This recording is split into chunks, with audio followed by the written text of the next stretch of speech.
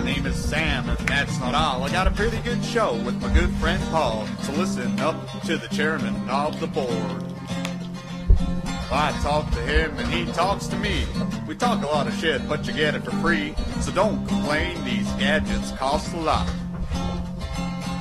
So now we're at the end of the song, and everybody knows what's going on. So here we have the chairman of the, yes we have the chairman of the board. Because we're bored. Hello, ladies and gentlemen. Fucking hell, I still seem really loud. It does. I've had to put these in the wrong... Sorry, give me 2 seconds, folks. Hey, that is my one. Don't know why the fuck. Alright. Hi, episode 21. Chairman of the board. Today, you may be surprised to notice that Paul is absent. Paul is not here today. Unfortunately, he had to work. What? Just run through and get it. He's only her phone. Oh, don't crawl. Don't crawl. Oh, you. Oh dear. Lame-o. That's lame. Ooh. That's pretty fucking lame. So today, instead, Paul, because he couldn't be here, managed to find a substitute. And he managed to find someone who looks a fucking hell of a lot like him. It's our number one fan, Ryan Green, and he is joining me on the podcast today. How's it going, Ryan? It's good. What did Paul say when he phoned? He was like, listen, see how we do the podcast? I'm like, aye. He's like, I've been offered the chance to work late, and he's like, we've got the wee one in nursery an extra day, so it would give me the chance at overtime. He's like, I quite fancy doing it. So he needed a solid. Pretty much. So I was his sub. But he also asked you to do something as well, didn't he? Yeah. He was like, cheeky motherfucker, like, can't just get another guy in the podcast that's like, dude, I need work, like, can you fill in for me? I'd really appreciate it.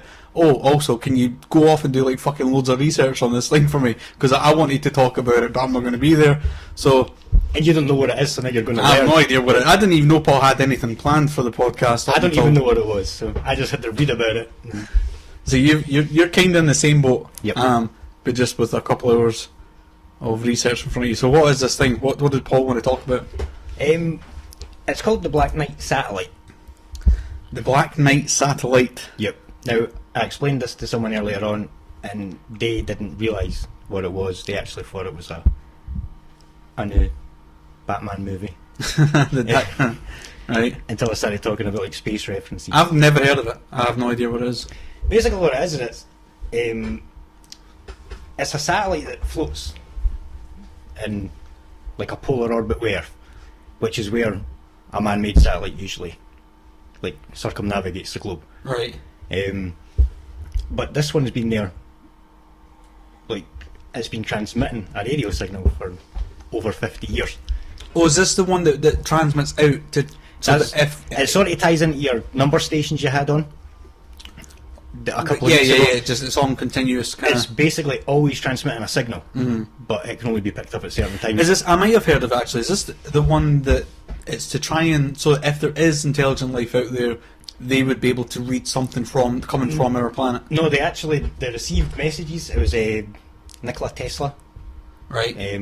Back in 1899, he intercepted a signal that they believe came from this satellite, and when it was transmitted, someone managed to decode it. He was like a ham radio user, and from the message that he said he got decoded was that it reported to be a star chart, and it was centred on Epsilon Bootis or Booties. So wait, so it was received from where? The satellite sent the message, and the guy. But who generated the message? The message came from the satellite. That's what I'm getting to. So once it said it came from like deep space, and it was at the Epsilon Bootis star system, but it states that it got there about 13,000 years ago. Right. So the first satellite was put into space in 1960. That was in a polar orbit with Earth, meaning that they all circle the Earth in the same sort of cycle. So this is like a rogue satellite that people have found, and they don't know who. It doesn't always appear. It's been pictured 3 times. The latest one was in 1998. NASA have released images of it, but their description of what it is always changes. Like, it's been space debris, it's been a satellite, it's been something else. Oh, right, I get you. There was a magazine a couple of years ago, like, not a couple of years ago, it was like 1940 odd, published a story about the existence of it. Right. The Pentagon were raging. Like, the Pentagon literally said they wanted to keep this secret because they believed it was something else. It's so weird, like, with all the fucking stories out there on the internet and all the conspiracy theories about things and things that go back to, like, 1940 and, like, all this stuff. Like, it's weird that there is still lots of stuff out there that I've never fucking heard of that's been this ongoing whatever you want to call it, conspiracy theory for, like, years. Yeah. Like, they were what was it you said, that they were announcing it and the Pentagon pissed off, and that was like however many years ago. That was like I had wrote it down, 1949 or something. So there's probably like loads of people in the world that are like really fucking behind this, and like we need to find out what this is. Or well, yeah, I mean, America and the Soviet Union at the time showed a particular interest in it. They called it an unidentified space object. So first of all, it was like debris. Yep, and there's actually one of the photos in 1998.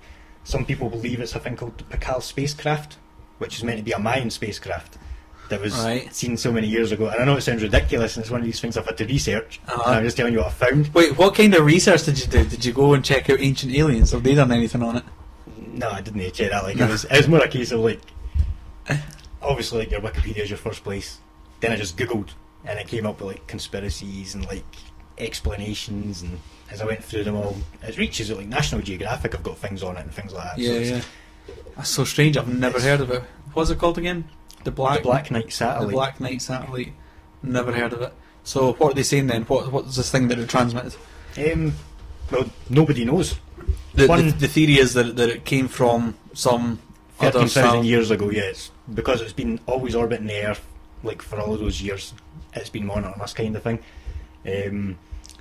There was a man, Gordon Cooper, in 1963. He was launched into space and reported seeing a green glow at the pod door. And when he reported it, the Machia tracking station, which is in Australia, confirmed that it had found this picture, and that it was travelling east to west.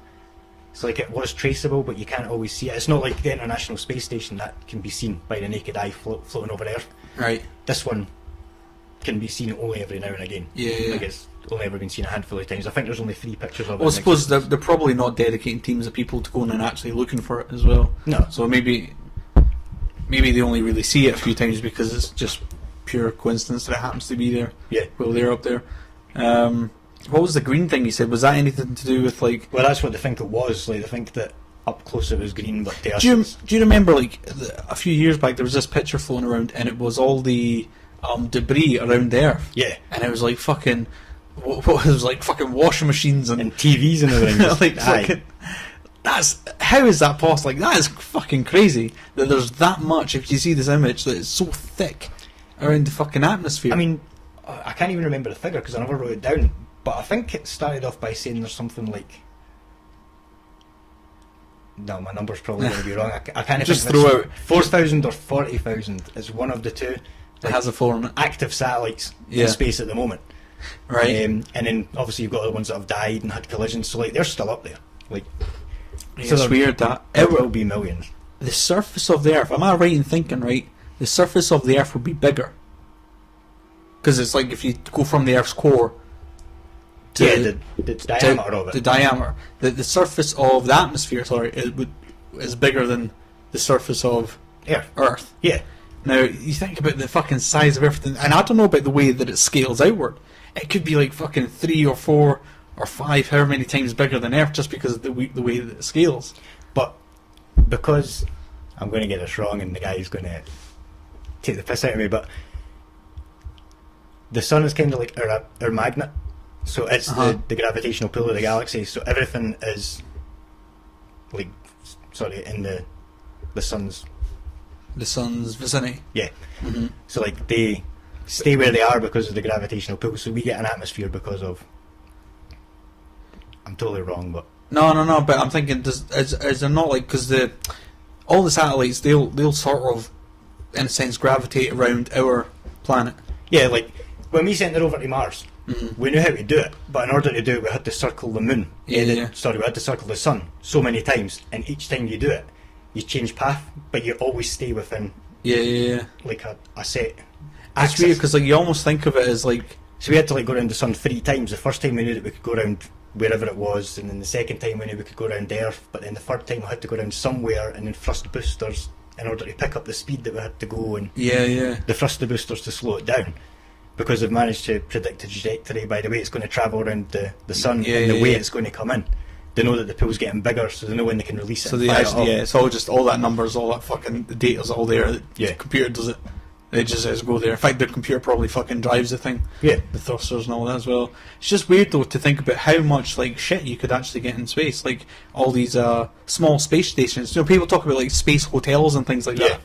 And I don't know why. I've always thought in my mind like, oh yeah, but you could. How many could you really even get there? Yeah. But no, the atmosphere and the radius of it is bound to be bigger than the fucking everything that we've got on Earth. The good thing about it though is like, I want to say it was a Superman film where he gathers all the nuclear bombs and just throws them up into space, and they just get stuck there and they're floating about. It was like one of the Superman movies or something. Right. Is this the one where he has to fly around the planet? Yeah, because Lois Lane's just been like crushed or something. He's trying to make the Earth spin back in time so that he can get back and save her before it happens. It's like the first ever one, I'm sure. And he does it super fast, and the Earth starts slowly stopping. It changes direction. And it starts rewinding, and once it's done, he gets the car off her, and then when he plays it, he dives in and saves her. Like even in the realm, like Superman and all that, even in the realm of like, right, he can fly, he can do all this stuff, right? We know that's impossible, but it's still fun to watch. But then when he goes and does something like that, for some reason we make fun of it, like as if it's so unrealistic. But then he earns God status technically, because like. Well, if you can control time, if you can fucking make the Earth spin in reverse, like that's quite a greater power. Like, yeah, Superman, he's pretty badass. Well, it makes you think like you could throw your rubbish up there, and the good thing is, once it's out, in order to come back in, it's got to re-enter the atmosphere, so it's going to burn up. Because if it goes away and manages to come back, like once it's gone around the sun and so on, it's going to come back at us from with a speed. So when the velocity comes in the atmosphere, it's going to burn up anyway. So technically, like. You could dispose of your rubbish. But then that's just like putting it in incineration. Like I was told, thing, isn't it? You're still producing like all the toxic chemicals. Aye, and like I was told, as I know it's ridiculous, as we damage like the atmosphere, it starts to break away, and the way space works, like you can never repair it. So if the atmosphere keeps disappearing and disintegrating, the whole ozone layer gets bigger. We can't actually stop it forming. There was a thing about the whole ozone layer, and it somehow fixed itself. And there was a theory. There was like this conspiracy theory that it was aliens had come by to give us a second and chance. they'd fixed it. They'd somehow, if we fuck up our atmosphere, it's all right because they're watching over us. I don't buy it, but the way it's been explained is like once it happens and it starts happening, because of the way space works, like once you're like in gravity. And you're like out of the Earth's atmosphere, if you got touched, you would just spin forever. You'd never stop. Like, you can't flap your arms and do anything because there's nothing to flap against. Yeah. So like once that hole starts forming, doesn't matter if we all stopped using deodorant and driving cars tomorrow, like that would never ever heal it because it's not able to come back. So it would just keep going and going and going, and eventually it will destroy itself. See, I'd always heard that it was fixed. That there was a whole. I remember reading that years ago as well, but I mean because Andre's studies like. Oh, so you're saying like that it's not fixed? Yeah, like because, well, it's exactly that. Like if you got touched in space, you're just going to constantly keep going. Yeah. There's no way you can ever come back. So once that starts moving in one direction, because of the way space works, there's no way it can push itself back together. So it's always just going to keep going till there's nothing. Yeah, that's hard to fucking wrap your head around. Yeah. I'm not the right person to explain it. All the space stuff. I like it though. I like. Have you seen any Cosmos? Well, Andrew's made me download it. Yeah. He's a. It's really good. It's like because it's not just like some lecture on fucking cosmology and all this stuff and the history of our planet and everything like that. It's not just like some fucking lecture. There's like it's really really really easy to watch. Like you'd almost think kids could watch this. Yeah. Because it's so well presented and it's like they've got like animated stuff. They've got cartoons and stuff. Yeah, I see. He showed me something and I seen the wee cartoons and stuff. It was quite good. I like it because it appeals to children as well. So yeah, that's obviously. And I think it appeals to me as well because like I never did any of that stuff in school. I mean, I wasn't really in school, and so it's weird because like I never thought I'd be like into all that stuff. That's funny, right? I didn't do any of that stuff at school because I was never really at school. I was never really at obviously. But yeah, I never thought I'd be like into all that stuff. But now I love that shit. Yeah. And I tried watching Carl Sagan had the Cosmos program, the original one. Aye. But I remember trying to watch that, and it was kind of like, it wasn't just that it was like old footage and all that stuff. Yeah. It was more. I was sort of thinking, how much more do we know now? When this was made, Aye. I don't want to watch this and potentially get the wrong idea about how things work because there might be some wrong stuff in there, So then I thought I'll just wait. I'll watch the Neil deGrasse Tyson one. But that's the thing as well. We need to get this guy, the space doctor. What's his name? Andrew. We need to get him on here as well. Help us work out this stuff. Oh, he's keen. He's keen, so we'll see what we can set up. Yeah, man. So, what else any more to say on the? So tell me about it. What can we do with it? Well, nothing. We're just kind of monitoring it to see what it's doing because we can't always pick up the signals, and because it's apparently not always visible. So how did they detect that the signal was supposedly from whatever vicinity in the? I think it's maybe on a different frequency, or because all our satellites are all going to be pretty similar, so that we can receive them. Yeah, but you still have to work out with the time that it's travelled and all that stuff. I don't understand it. Even if we were to legitimately receive a signal from an alien planet, yep. How the fuck would we know? How could we measure it in a way that oh no, this is legit, as opposed to oh no, this is just fucking Larry, pranking us. Aye. I don't know why I did a motion like that, but see, I don't know. Because I only had a couple of hours to sort of research it. It sounds cool, but it doesn't give you time to really think. Yeah. So what? Okay, this was Paul's subject. He wanted to talk about it and all that stuff. But if Paul hadn't said to you and you came across this thing, do you think it's something you would have been interested in? I would have shown an interest. Aye. I might have wanted to know more, but it would have been one of those things where I wouldn't have. I'd rather study somebody's life and learn all about what they've done throughout the years. And I had this conversation earlier on today about I was talking about how I don't really like watching reading books that are fiction based, and I think it's now because I sort of realise that there's so much real stuff that's happened in the world. Yep. And there'll be so many books that are based off of those events, that real names, all as much as they can be the real story. Yep. So why would you spend your time reading fiction that you might get a good story out of it, but at the end of the day it's just as arbitrary as anything else because it didn't happen. It's not real. It's just an idea. But anything that you could potentially learn or enjoy from that book, yep, you can get in those real books. Well, that's it. I'd much rather read about Chris Jericho, how he grew up and got into the wrestling business, or read about Chuck Liddell or somebody like that. Than actually, that's the thing as well. The first book that I ever read all the way through, proper book, was a wrestling biography. I think it was Mick Foley's. Yeah. And it would have been his first one.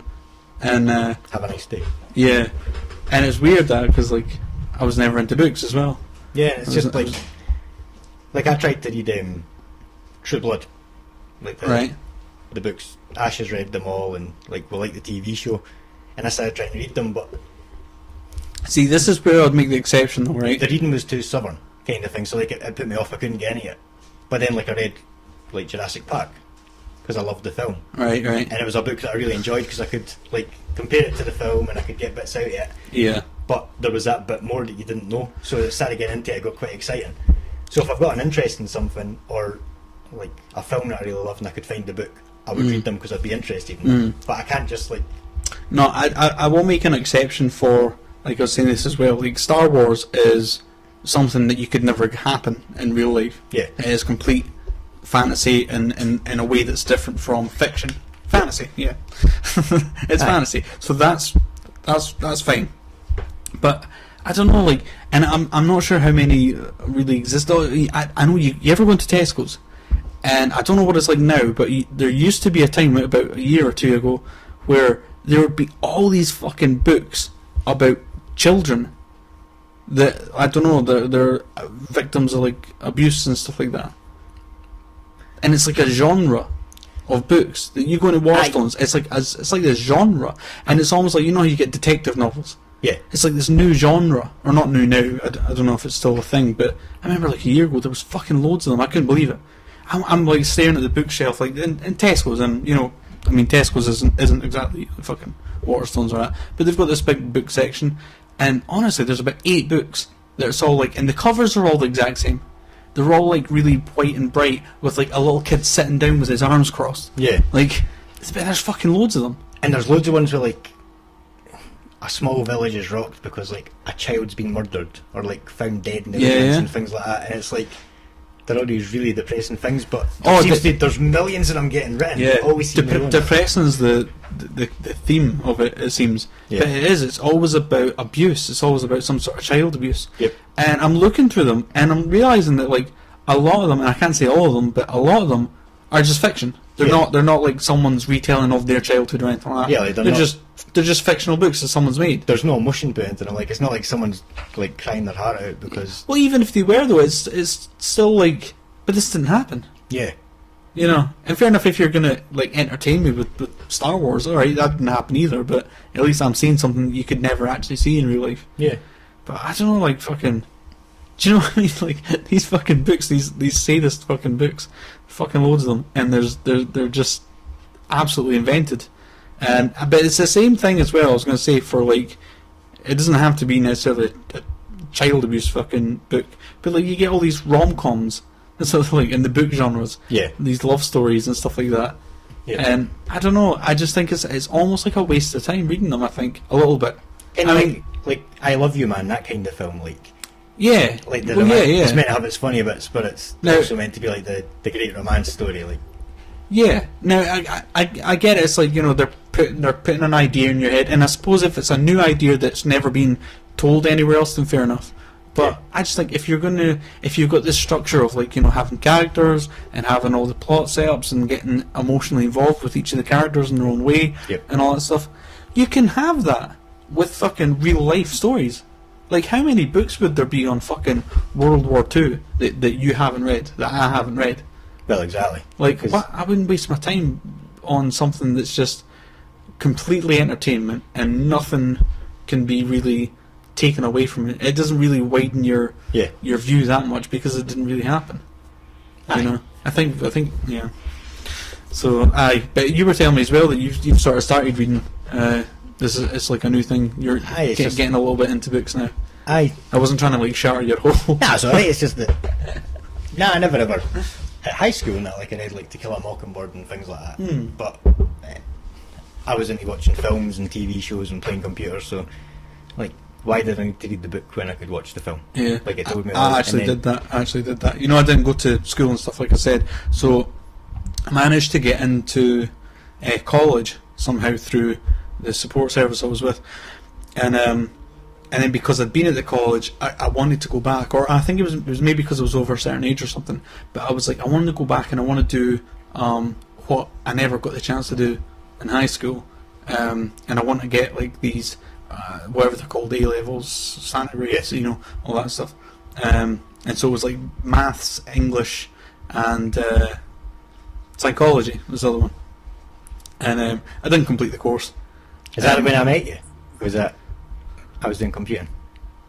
Possibly, actually, because I was in Gilroy's class. And I ended up doing computing as well. But yeah, that was maybe when I met you, actually. Yeah, because I think you had your blonde bleach hair. Don't tell them that. And I remember the first ever time I met you, and Gilroy was like, you had banged on the window or something. And Gilroy had seen you, and he was like, "Oh, here comes Sam. You'll like Sam." And like, you just threw the door open with your bandana in your hand and went, "Do you know where you are?" It's just I was like, "Oh no, here we go." Fuck, that was a long time ago, wasn't it? Yeah. It was that year. Aye.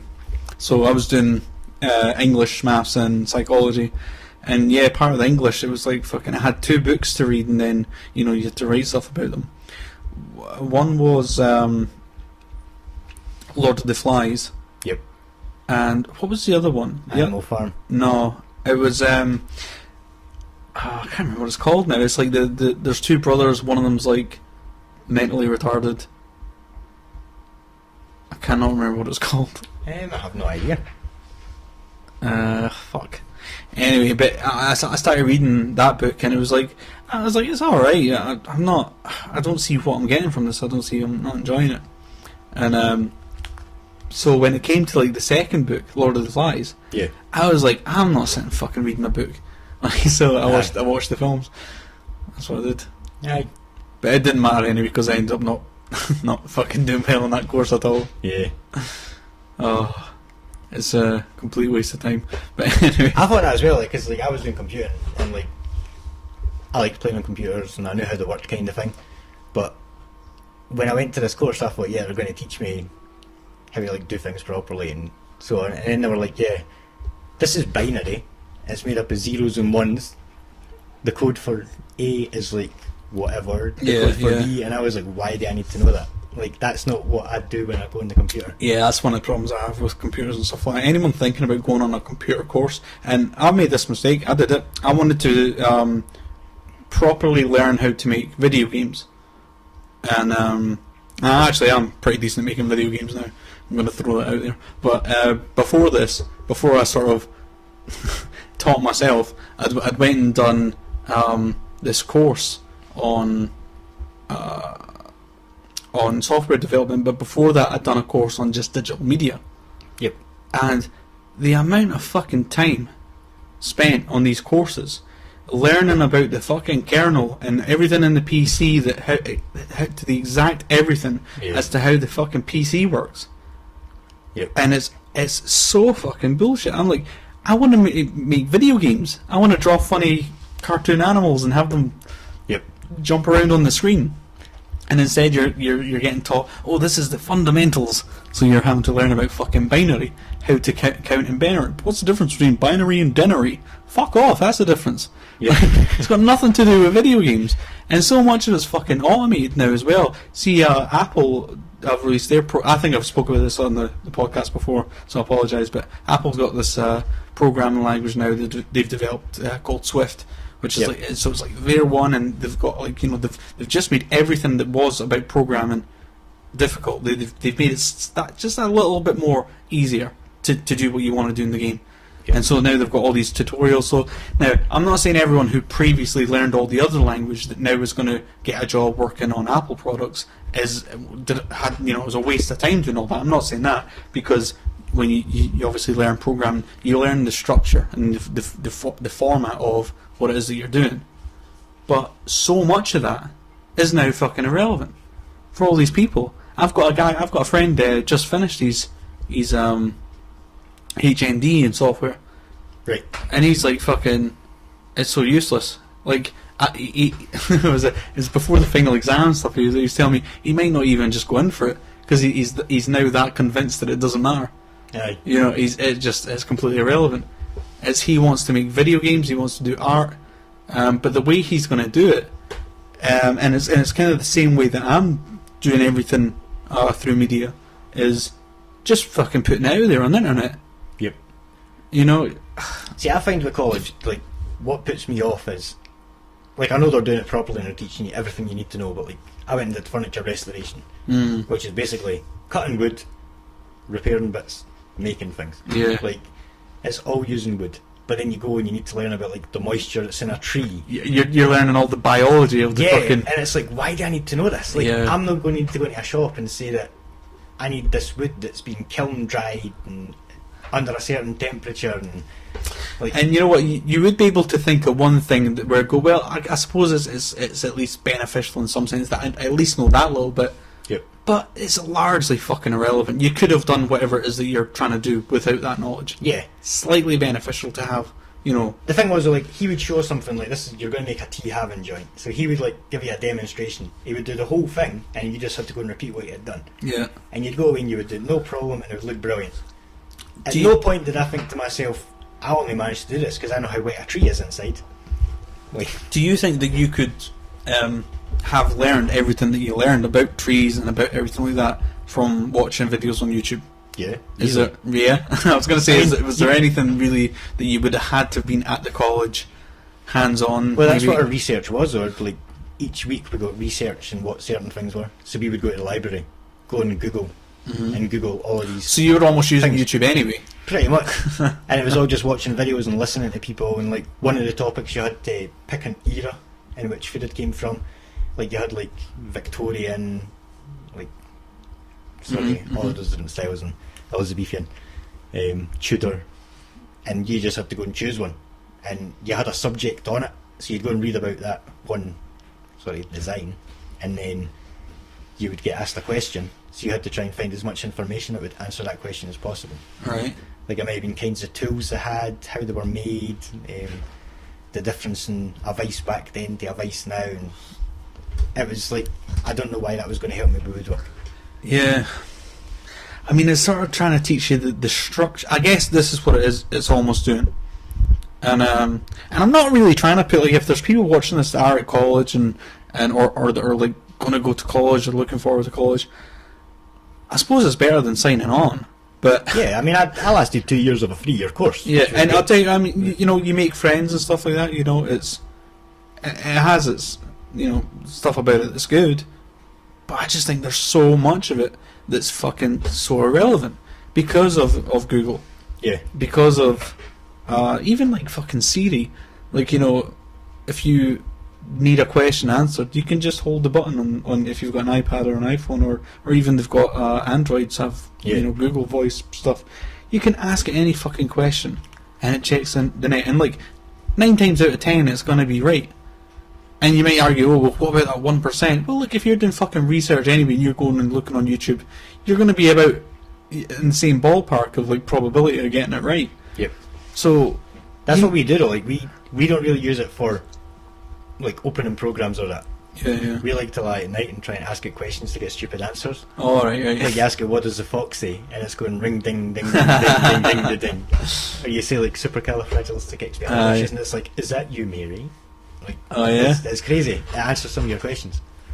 I have done the one where you ask it how much wood would a woodchuck chuck if a woodchuck could chuck wood, Aye. and it's like 7 or something. Like, it gives you some stupid fucking answer.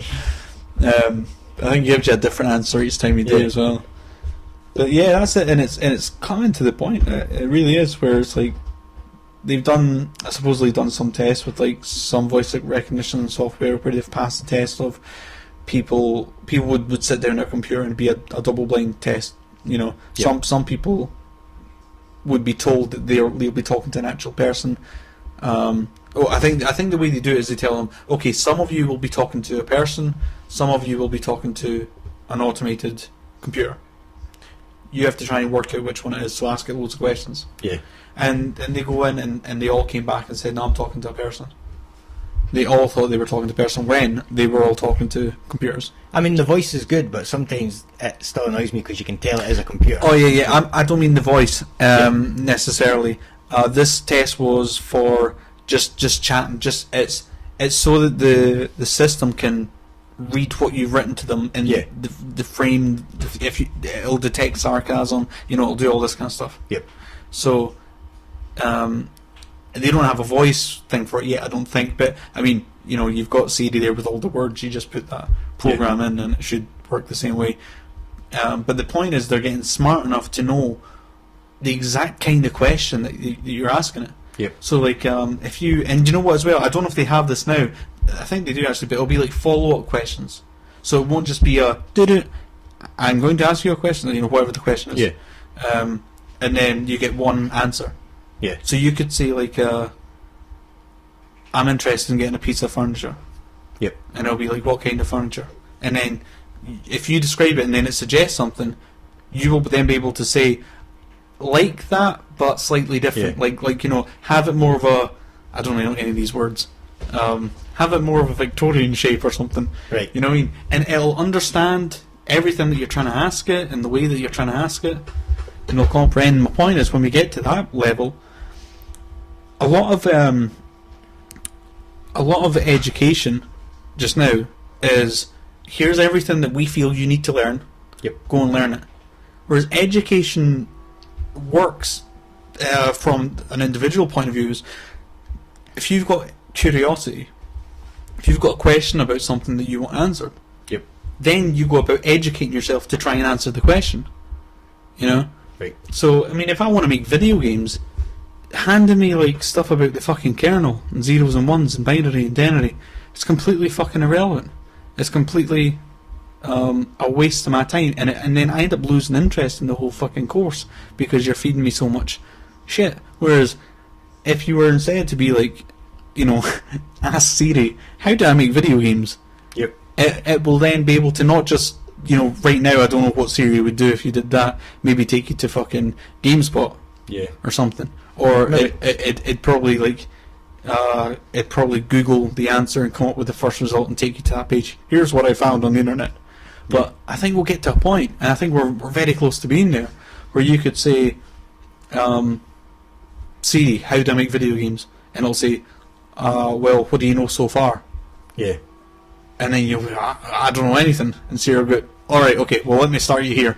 And it'll fucking explain to you. It'll walk you through how you go about making video games. It'll ask you all kinds of questions. And the way it's set up just now as well, Siri uses like a Wikipedia for answers and stuff like that, Yeah. right? Uses Google as well, right? What if it could somehow, what's the biggest, like, you know, if they had like a collection of like forums, like Reddit and stuff like that, right? Yeah. And if you had common questions, Siri would be programmed to give you the top rated answer on these forums. So it would actually answer you in a way that a person would answer you as well. That'd be kind of weird, wouldn't it? It would. Do you Because think, then, like, you wouldn't really need to have a conversation with anybody ever again. Like, you could just sit on your couch and just start saying it. So, you almost could. Well, do you know what? If it was really linked up to the internet, right? Yep. And let's say, oh, could you totally make a hologram like a red dwarf? You've got to be. you probably You just fucking could, talk the way to all the head. this shit's going. You tuck the head and it's like. You sit your iPhone down, you sit your iPad down, and then you have your iPhone like top of it, and it does like the R2D2 layer thing, and it'll work. That'll happen. But no, you know what? You say like you could literally sit down and talk to it. I think we're very close to that, because I don't think it'll be, here's your phone and here's every personality that Siri has built into your phone. It doesn't work like that. Yeah. It's Wi-Fi. It's all hooked up to the internet. So whatever fucking information's out there on the internet, you can transmit back. Yeah. So, I mean, it could almost start identifying, you know, what your type of personality is. You know, if you build up a relationship with your phone, like you know, a verbal relationship with your phone, and then it starts to detect, alright, he likes wrestling. Yep. He likes Dragon Ball Z, right? Then it could like, this is so weird, but I'm trying to think of what it could do. It could go on the internet then, right? Search all these people from all over the world, find the people that are just like you. Find the people that are just like you, and like start stealing their dialogue. Yeah. Right? If one of them has this new word or something like that, and it might be something that you've never said to Siri, but maybe, you know, Yep. let's say like you like the word crunk, everything's crunk, and then like, but you've never actually said it to Siri, but just from your personality, and it's scanning everyone else with your similar personality, it starts using this word, and it knows that you like that word because it knows your personality. And then, but then it's almost like, well, it's not just your phone. You are actually almost communicating with other people. Yeah. It's just through this proxy of Siri. That'd be weird. In North Korea, it would technically mean that every single person in the country was talking to Kim Jong Un, because all their iPads would be told, like, because nobody's allowed to talk about anything other than him. Siri in North Korea is basically, you hold it and it goes doo-doo, and you go, can I? And then it goes silence. But in North Korean language, I've heard if they all do it at the same time, it fires a nuke. Like, that's their key. Everybody's got to say Siri at the same time. Oh fucking hell! Those crazy North Koreans. I thought we got a message there. Yeah, I don't know. I think school's a waste of time, kids. Sorry to say. Unless you are a kid. Yeah, I was listening to as well. Actually, I was listening to a podcast the other day. It was Kevin Smith. Yep. So he's got I don't know what it's called, Smodcast. Aye, Smodcast. It used to be with Jason Mewes. I don't know if it still is or. I don't know. I think he's got like a network of them. I think he's got like loads of different ones. Yeah. But yeah, so he was talking to this girl on there that was like homeschooled. Right. And she was saying like she eventually wants and this is, I don't think this is like uncommon. People are not going to be surprised by this, obviously. It's like she went off and did like her SATs or whatever the big exams. Yep. And got like what was it? It was like 580 points out of 600. Something ridiculous. Yeah. And she was completely homeschooled, and she was saying how she was it was almost the same thing of learning from a point of view of what you want to do first once you've got the question. Yep. Imagine you had a kid that was like fascinated with dinosaurs, right? And you start saying to him like, well, no, put that off to the side because you're going to do maths just now for an hour. Aye. Go put the dinosaur book away. Now we're doing English, or what other subjects are there in primary school? I don't know. Maths and English and colouring. Colouring. What do they actually teach in primary school these days? If you do it in between the lines you've passed. But no, I know you get like French. You'll have French in primary school as well, won't you? Some of them do. I mean, I never got languages until I was in high school. Right. Like we got RE. We always had like a topic. Like we would every Friday. You have RE in primary school? Yeah, like we got RE in primary school. It was only like one day. It was only like 2 hours or something. Right. But you always had your topic, like World War II. Every Friday we would stop at lunchtime, and then for the second half of the day that was all topic time. It's like we'd learn about like the squander bug and like what propaganda was. And, oh yeah. What school did you go to? Murray Primary. Well, when I moved to Edinburgh, I went to Murray Primary, so it was like in Murray Primary where I started learning this. We went on trips to like the secret bunker, and our teacher, Mr. Connicky, who's dead now, but he was like a great teacher, and he was right into this. So like he had loads of German memorabilia, like he had war hats, and he had flags, he had tank grenades and stick grenades, and he used to bring in like sticks of magnesium and he'd light them, like to let you see how light the were falling from the sky during the bomb raids and that. And it was really interesting. Like that's what I thought high school was going to be like. Like it was all hands on and it got you really excited. And then Paul's going to be really jealous. Like this week we've been talking about Koreans and Nazis and everything. Yeah. He's not even here. I know. Is your phone in your pocket or anything? Oh, yeah, or near the thing? I seem to be getting text messages. Aye, I think put it over there or something. Just I think it's picking up on the thing. Sorry. Yeah. What were we talking about? School. Yeah, so I mean, I was saying like she was homeschooled and all that, and still every bit is fucking intelligent, but she went about it in a way that, and I think this is the correct way to do it, is if you, like I said, if you've got a child that's interested in dinosaurs, let them fucking play that out, let them see where that takes them, you know, and because eventually one or two things will happen. Either one, they'll get bored and just find something else to be interested in. Yep. Or their interest in that will lead them into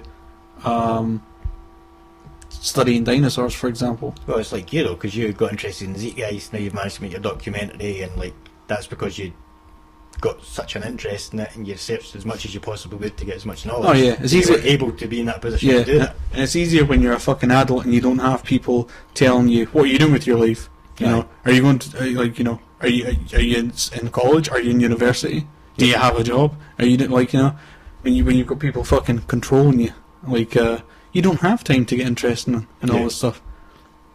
And then it's difficult as well when you do get interested in stuff that most people don't have time for, because then you get fucking really interested in it and you start seeing like all these injustices in the world, and you're like, no one else cares, no one else gives a shit. I heard a story actually yesterday or the day before about a guy who went down this path of like seeing stuff on the internet and like getting really fucking like bent out of shape about vaccines. Yeah. And he became kind of obsessed with, like, you know, I mean, I don't know the complete story, I'm exaggerating slightly, but like he became really, really big into vaccines to the point where he got all his family members to fucking decide that no, we're not going to do vaccines now. They're anti-vax. Now they're an anti-vax family. He's convinced them all. Sorry, he's convinced them all that like vaccines are fucking really bad for you. Now, through having watched more videos, having done more and more studying into it, he's now sort of debunked his own previous arguments. So, Right. so he now doesn't accept all that. Yeah. But now he's finding it hard to go around and like tell all his family. And I think what's happening is like the ones that do end up saying, right, all right, okay, fair enough, you were wrong. Some of them are like, no, you're not wrong. The ones that do end up saying, oh, all right, okay, no, you're wrong, fine then, you were wrong. We will now accept the vaccines are all right. Yep. Now they won't trust him on anything else. Right. So even though it was his rationality, his reason that came round to then telling them why vaccines are harmless, now they won't trust him on anything else. Aye. So now if he tries to talk to them about religion or fucking or whatever it is that he might believe in, you know, even if he's got a conviction, whatever it is, now they won't believe him. That's crazy. See, Ash started watching this programme, I don't know if you've heard it, some TLC, it's called Dance Moms. Nah. Nah, basically this is like, it's a Hazel's nodding. She's heard of it. Abilene Dance Studio, or Abilene Dance Company. Oh no, I've seen one of the ones. I don't think it's Dance Mums though. It is Dance Mums. All right. Yeah, maybe I've seen it. It's quite a big woman, she's like... Yeah. A mini Hitler. I thought it was called something And else, but yeah. On that there's like a girl, I think her name's Maddie. She's like their best dancer, she wins every week. And her mum decided that she was going to homeschool her and her little sister so that they could go to dance practice, like pretty much all day. They could learn in the morning, and from like lunchtime till bedtime they would go to dance practice. Yeah, no, see... All the other mums hated her because their children were going to a normal school. Yeah. So they weren't getting as much dance time. So when it came to like the solos and all of that, it was all going to like this girl because she was there all the time. I think, like, this is what I'm saying, like, the people should be able to do whatever they want as much as they want. Kids, you know, if it comes to, like, learning something. Mm-hmm. But with these types of programs you're talking about, from what I've seen, it's not the fucking kids that... No, that's like, exactly what it is. Yeah. The little girls are always like, I love dancing, it's what I want to do. Yeah. That's because that's what they think that's what they want to do just Well, now. it's even because they know if they say, yeah, I'm not really interested in dancing, they know the fucking reaction that the mum's going to have. Aye, like the mum supports them because they finally want to do it, but then as they get older and they suddenly think, I don't want to do this anymore, like, that's when the I'm fucking sick of these mums shows. get pushy and stuff. There's Honey Boo Boo as well. Yeah. Here comes Honey Boo Boo. There's all these shows. Honey Boo Boo. I was complaining the other day about seeing this fucking... what was it called? Teenage Shopaholics, I think it was called. Alright. And it was all about these, like... It was kind of like Super Sweet 16, Super Rich, whatever. It's Super Sweet 16 kind of shit. There was one... Sorry, go on. There's one that we seen last night, and it was called Plain Jane. Right. And it's basically to take girls that are just average. Like just now they don't really wear makeup and stuff. And what they do is they give them a makeover to meet like this single guy. I don't know if it's kind of like The Bachelorette and there's like one guy. Right. But as Ash pointed out last night, she was lying and she was like, what that is basically telling you is that you will get a boyfriend if you look like this. Because if you just stay the way you are, it's not going to work. And it was basically their way of saying you need to start wearing makeup and doing your hair. Usually it's all about like showing you don't need loads of makeup because it's natural beauty and stuff. But this is like, there is a few programs that they take all the makeup off the girls. Yeah. And they say, look how fucking... What's that one, Snug Marry Avoid or I something? think that, BBC I think that's the one I'm thinking of. But no, you see when you get all these programs about fucking parents that are like totally fucking up their kids. Aye. And it is through like, you know, wanting them to go to these fucking whatever it is, dance recitals or fucking, you know, violin lessons or whatever it is, like that. where it's like totally Toddlers and tiaras and stuff. Yeah, That's like yeah. The beauty pageants. Yeah. Like, that's ridiculous. And you know that it's not that the kid has a fucking, you know, they're doing it anyway, they're there, so they're going to find something that they enjoy about it. So if you ask them, you know, even when the parent's not there, if you ask them, they probably say, yeah, I enjoy doing it, you know. The thing is, like, Ash starts watching them and I can't stop. Yeah, like yeah. I started getting kind of involved in what's happening. And Yeah. there was one in the plan the other week, and she was like, "Can I watch it?" And I was like, "Oh." I watch stuff, right? I watch stuff on TV that drives me mad. Aye. But it's almost like I watch it on purpose. It's almost like I like getting fucking annoyed at shit. It's weird. Like I watch lectures, like religious debates and things like that. Aye. And like I don't skip the Christian bits, you know, or the Muslim or the Jewish bits. Like those are my favourite bits, you know. Yeah. Even though like I'm completely on the opposite side of the fence. Those are my bits where I watch and I go, "Oh, you fucking idiot," you know, and it's a weird sort of thing where I like getting annoyed, you know, because I could just not watch that. I could just watch something else that would maybe cheer me up. That happens though. Like you do watch things like, and you think to yourself, Jeremy Kyle. Jeremy Kyle's a good I hate example. that. Everybody watches Jeremy Kyle, and everybody fucking hates it. Like you know, it's like, oh, it's such a scumbag like show. It's so horrible, but everybody likes it because they like seeing the. It's like I was saying earlier with Adrian Childs. Nobody likes Adrian Childs. Yeah. But ITV put him on everything. Yeah, like, yeah. And the same with Christine Bleakley. She's on everything as well. Yeah. And everybody knows that the public don't really like them, but that's why they keep them on the TV. Yeah, yeah. Because they're still getting a reaction. I was watching just to go back to these types of programs. I was watching one which it was Super Strict Parents, I think it was called. Right.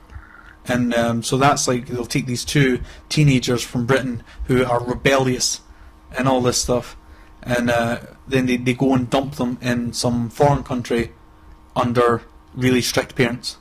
Right. Right, and it's to teach them values and morals and how to be a good adult and all this stuff.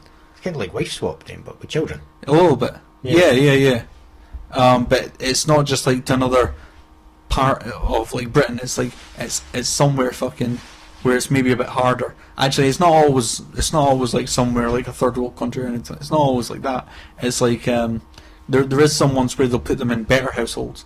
Like, you know, there was where was it? It was like Belgium or something, and they were all like, you know, it was a pretty nice house and all that. It wasn't like oh, Yep. be grateful for where you're from because otherwise look how shitty we've got it. You know, it wasn't like that.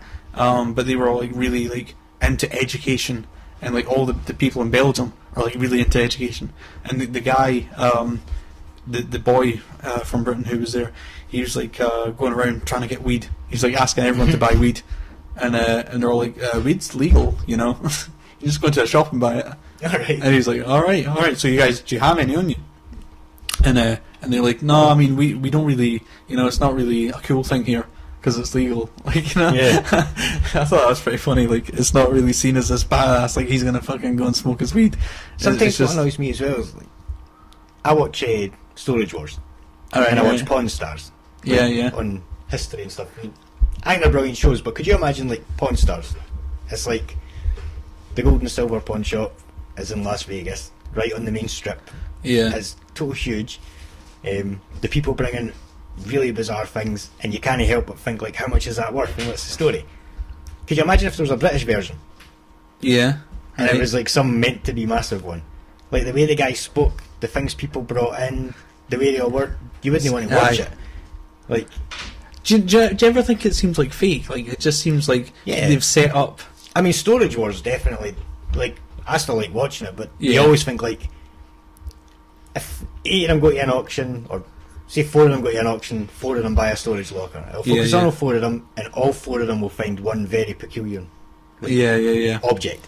They'll all be like, right, so you found a BMW. I actually started watching Storage Wars. Not like started watching it, but I'd sort of saw it, and then since having seen it, if it's been on, like, I'll probably stick it on just Yeah. to see, you know, what the thing behind the thing is. But what worries me is like we watch it and you start like beginning to know the characters, Uh-huh. like you know their names. That's and the you way know- they do it. That's the way they suck into like, these fucking... you know what they do, and it starts like, oh, here comes Brandy and Yeah. and Jared, No, and you're like, and oh. this is another thing, is these are dog shit programs. Yeah. Like, they really are. But I don't know, it's because I get annoyed watching them. I can't even. There's something about it that's appealing. What's the other one? It's the 2 antique guys. They're quite young and they travel about America, and they go to like, they've heard that there's a guy that's got a massive barn that's just full Oh, of yeah, I think I've random seen shite. that. And they go in and just clear the place and take Yeah, what they yeah. want and make their offers. American I can't- Pickers. That's it. Right. American Pickers. I like that one, but it's like His best video. It's not like they just go to an auction and buy something. Like, they are researching these places, and then like they're approaching them saying, "Can we come here and make a TV show?" Yeah. No, I'll tell you, it's Storage Wars though. Like, Yeah. one of the episodes I saw, and it was either the first one that I watched that got me interested in it, and it was what they'd done is there was a storage that it was all piled up with cardboard boxes, so you couldn't see anything. Yep. And they dramatised it like fuck. Like, the couple who had been losing time after time was now in, like, you know, they'd lost out prior to this one. They'd lost out on a really good one. Aye. And so then they were like, no matter what happens, we are getting this one. We are getting this. Oh, is that this unit. Randy and Jared? I don't know. The kind of bald Mexican looking guy, and his girlfriend's got quite long blonde hair. They own a thrift shop. No, I don't know. No. I'm not sure. Because they're usually the only pair, or it's It could have been them. father and son, but I can't remember. No. It's like a guy and a girl. Aye, it would have been Brandy and Right. Jared. And Anyway. so what happens? So there's all these cardboards piled up, and you fucking know the names and everything. Exactly. That's how much I watched it. It just sucked me in. Yeah, it does. I don't blame you. Like, you know, but so there's all these boxes stacked up. They eventually got it because everyone else gave up. They thought, do you know what? We can't even see what's behind it. It's going to be some really shit behind it. Yeah. So they take the boxes off, and it's like it's a fucking Tesla, Aye. right? A Tesla vehicle. People don't know what Tesla is. He actually discovered the Black Knight satellite. Yeah, Transmission, he did. if you remember. So yeah, it's this brand new fucking Tesla car. Now the thing is, Tesla's not been out that long. Tesla's only been out a few years. Who the fuck put this Tesla car in storage?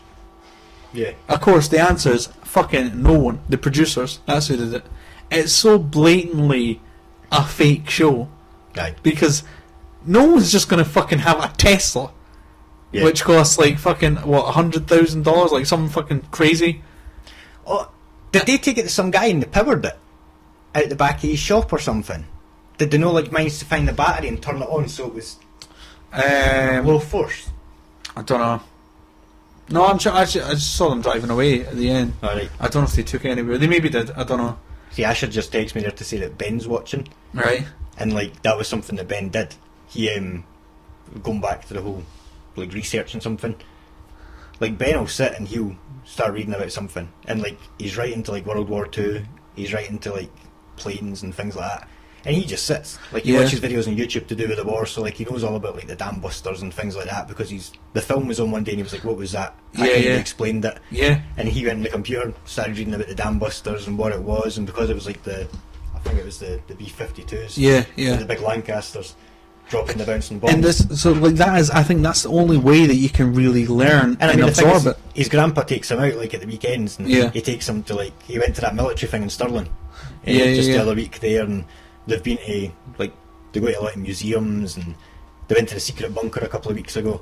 Yeah, yeah. So it's all like things that Ben's interested in. Like, everybody's still trying to egg him on that wee bit more to get him there. And yeah. like, you can struggle to get Ben to do his homework sometimes, like, but that's any kid because it's doing Aye. schoolwork. But as you say, That's what, now of you course could I'm. give Ben a subject and tell him to sit in front of the computer, and he will study the life out of it. Yeah. Like Minecraft. That's how to Well, play Minecraft. this is it, and I'll tell you as well. Like, video games, you'd be surprised how much video games can fucking encourage you to look into other stuff. Yep. You know, but I think people like, because it's, and I mean, I'm not a parent, so I don't know how people take it whenever I talk about like having children, what you should do with children and stuff like that. But I think the best way to learn something and to be able to absorb it, because the thing is, you can sit someone down in front and tell them learn your math, do your math, and they might temporarily absorb it. They might get it for like a week, you know. And because once they've lost interest, they're not thinking about it. It becomes completely irrelevant to them. There's no functionality. What can they do with that? Yep. So if you had a child that was like, say, obsessed with video games, I would almost say, all right, you know, it's almost like that thing on, what was it, the Simpsons, or it's like an old thing of like, you know, the dad caught the kid smoking. Yeah. And so what he does is he sits down and he like gives them like a full pack, and he makes them smoke every single one to make them absolutely fucking sick of it. Yep. I feel like that would be my approach. Aye. I feel like if my kid was like fucking, you know, if I've got them on a schedule of like, all right, for an hour you're going to do maths, for an hour you're going to do English, for an hour we're going to do history, World War II, for an hour we're going to do this, arts and crafts, like for an hour we're going to do all this stuff, and he's fucking bored all the way through, and then at the end of the night, for 2 hours out of the night or whatever it is, he gets to play video games. Aye. And that's where his brain lights up and he's like, fucking, you know what I mean? See, the thing is, well, like, there's been a number of things that Ben's like asked me something, just a quick question. It's like, I gave him a quick like explanation of it, but then you kind of think to yourself, alright, I've given him the answer, but you don't know how interested he is. And then like 3 or 4 days later he'll come in, tell you all of this stuff about it. Just because you thought he wasn't paying attention, but he's away home and he's sitting on Google and away home. And do you know what, that's almost a good way to do it as well, is just to give a quick short answer like that. And it sounds kind of counterintuitive, like, you know, like you want good communication with your kids and all that stuff like that. I mean, he's right into the World Cup right now. He can tell me like all of the stats and like, but I think there's a weird thing, like when you try to make something about you, it becomes uninteresting. So if you wanted your child to take an interest in something like Christianity, if you wanted your child to take an interest in Christianity, then the way not to do it would be the way that people do it, which would be sit down, make them pray, make them do all this, you know, like read parts of the Bible to them, church like every Sunday. church every Sunday, try and instill it into them. The way to do it would be just to drop it a little bit here and there, you know, like and make it seem as uninteresting to you as anything else. And then when they have a question about it, you give them almost like a dismissive question, a dismissive answer, and that will like intrigue them. Give them an answer that makes them more curious if you can. Give them like a half answer, and then they'll go off and fucking learn. And I'm not recommending people teach their children to be Christians, but no, but if you have something that you want your child to get interested in, like say you're a football fanatic as well, the best way of doing it is not to drill it into them to the point where, you know, maybe for the first like 6 or 7 years they're like, fucking I'm a big football fan because that's what daddy likes. But if you really want them to be interested in it and for it to be like a long life thing, like I think there's they'll go through like a rebellious teenager stage where they won't like it, and the only reason they won't like it is because you like it. Aye. See, it's funny how you watch them develop through their learning as well, because like Ben's obviously like going into primary 7, so he does all of this and he gets interested in topics and he does them all. And then like Emily watches like TV and she plays and she's started asking questions. Now she's like at that point where she's trying to write words, and like she'll be coming up going, what does that say? And like she'll be trying to read a book and she'll make up this wee story in her head. And then like Sam used to watch Yo Gabba Gabba. I don't know if you've ever watched that. I've heard the name, I'm not sure what it is. South Park done a parody of it. It's brilliant, but well, I say it's brilliant. Me and Ash watched a DVD of it, the live one, to see if the kids would be interested, and about 45 minutes later we decided to put it off. It wasn't like a 2-minute thing, we just were like, this is great. But Sam he knew he was watching all the time and he was always wanting to have it on. And then like yesterday he opened the Yo Gabba Gabba game that we had on the iPad, and he was just playing it and he's like, oh look, and I'm like, alright. And I was like, who's that again? And he was like, Fufa. And like I was amazed thinking he knows her name. Like, he's not shown any interest in it for quite a while. And that's weird watching. That's it, because when he first learned all those names, he was fucking dedicated to the program. It was his favourite show. Exactly. He was always like stuck to the screen now. And he's like, like even now they watch Mickey Mouse Clubhouse. And every night like Mickey Mouse is like, all you have to say is oh toodles, and Tam's like, oh doodles. Aye. That's it. They either get fucking absolutely interesting, and then I feel like we take it away from them, and we say, okay, it doesn't matter like what you are interested in.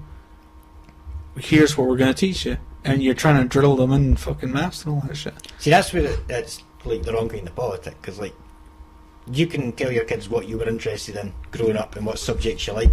If they choose not to like them, then let them find something else. But they probably will find something you liked interesting, so that'll always be the thing you've got to bond on. Like, because if you gave them 10 subjects, there's no way they're going to be like, oh, I didn't like all 10 of them. Like, they would usually always have at least one that they thought was kind of interesting. Like, like, I mean, if your mum told you that your great granddad was like in the armed forces during the Second World War and like he was a pilot, like a bomber pilot, there's no way you would have been like, I'm not bothered about that. You would have wanted to do anything, so you would tell your child. Now the thing is, if she kept going on about it every fucking day, and like kept saying, oh, you're going to be a pilot too, all that stuff, I mean, get the fuck out of here. I'm not like getting that. But yeah, if you just subtly said that, like, you know, and left it there, like, you know, your great granddad was like a bomber pilot and all that stuff, that would fucking stick with you, because then you're not being bombarded with all the information. You're creating all the fucking scenarios and like everything that happened to him in your head. You're fucking envisioning it all, and then you're going to go off, and because you want to refine that vision, you're going to go off and you're going to look at fucking what types of planes there were in his day and all that stuff. And then, you know, that's where your maths comes into it, because then you start taking an interest in knowing the difference and the dates between the planes and all that stuff. You need maths for that.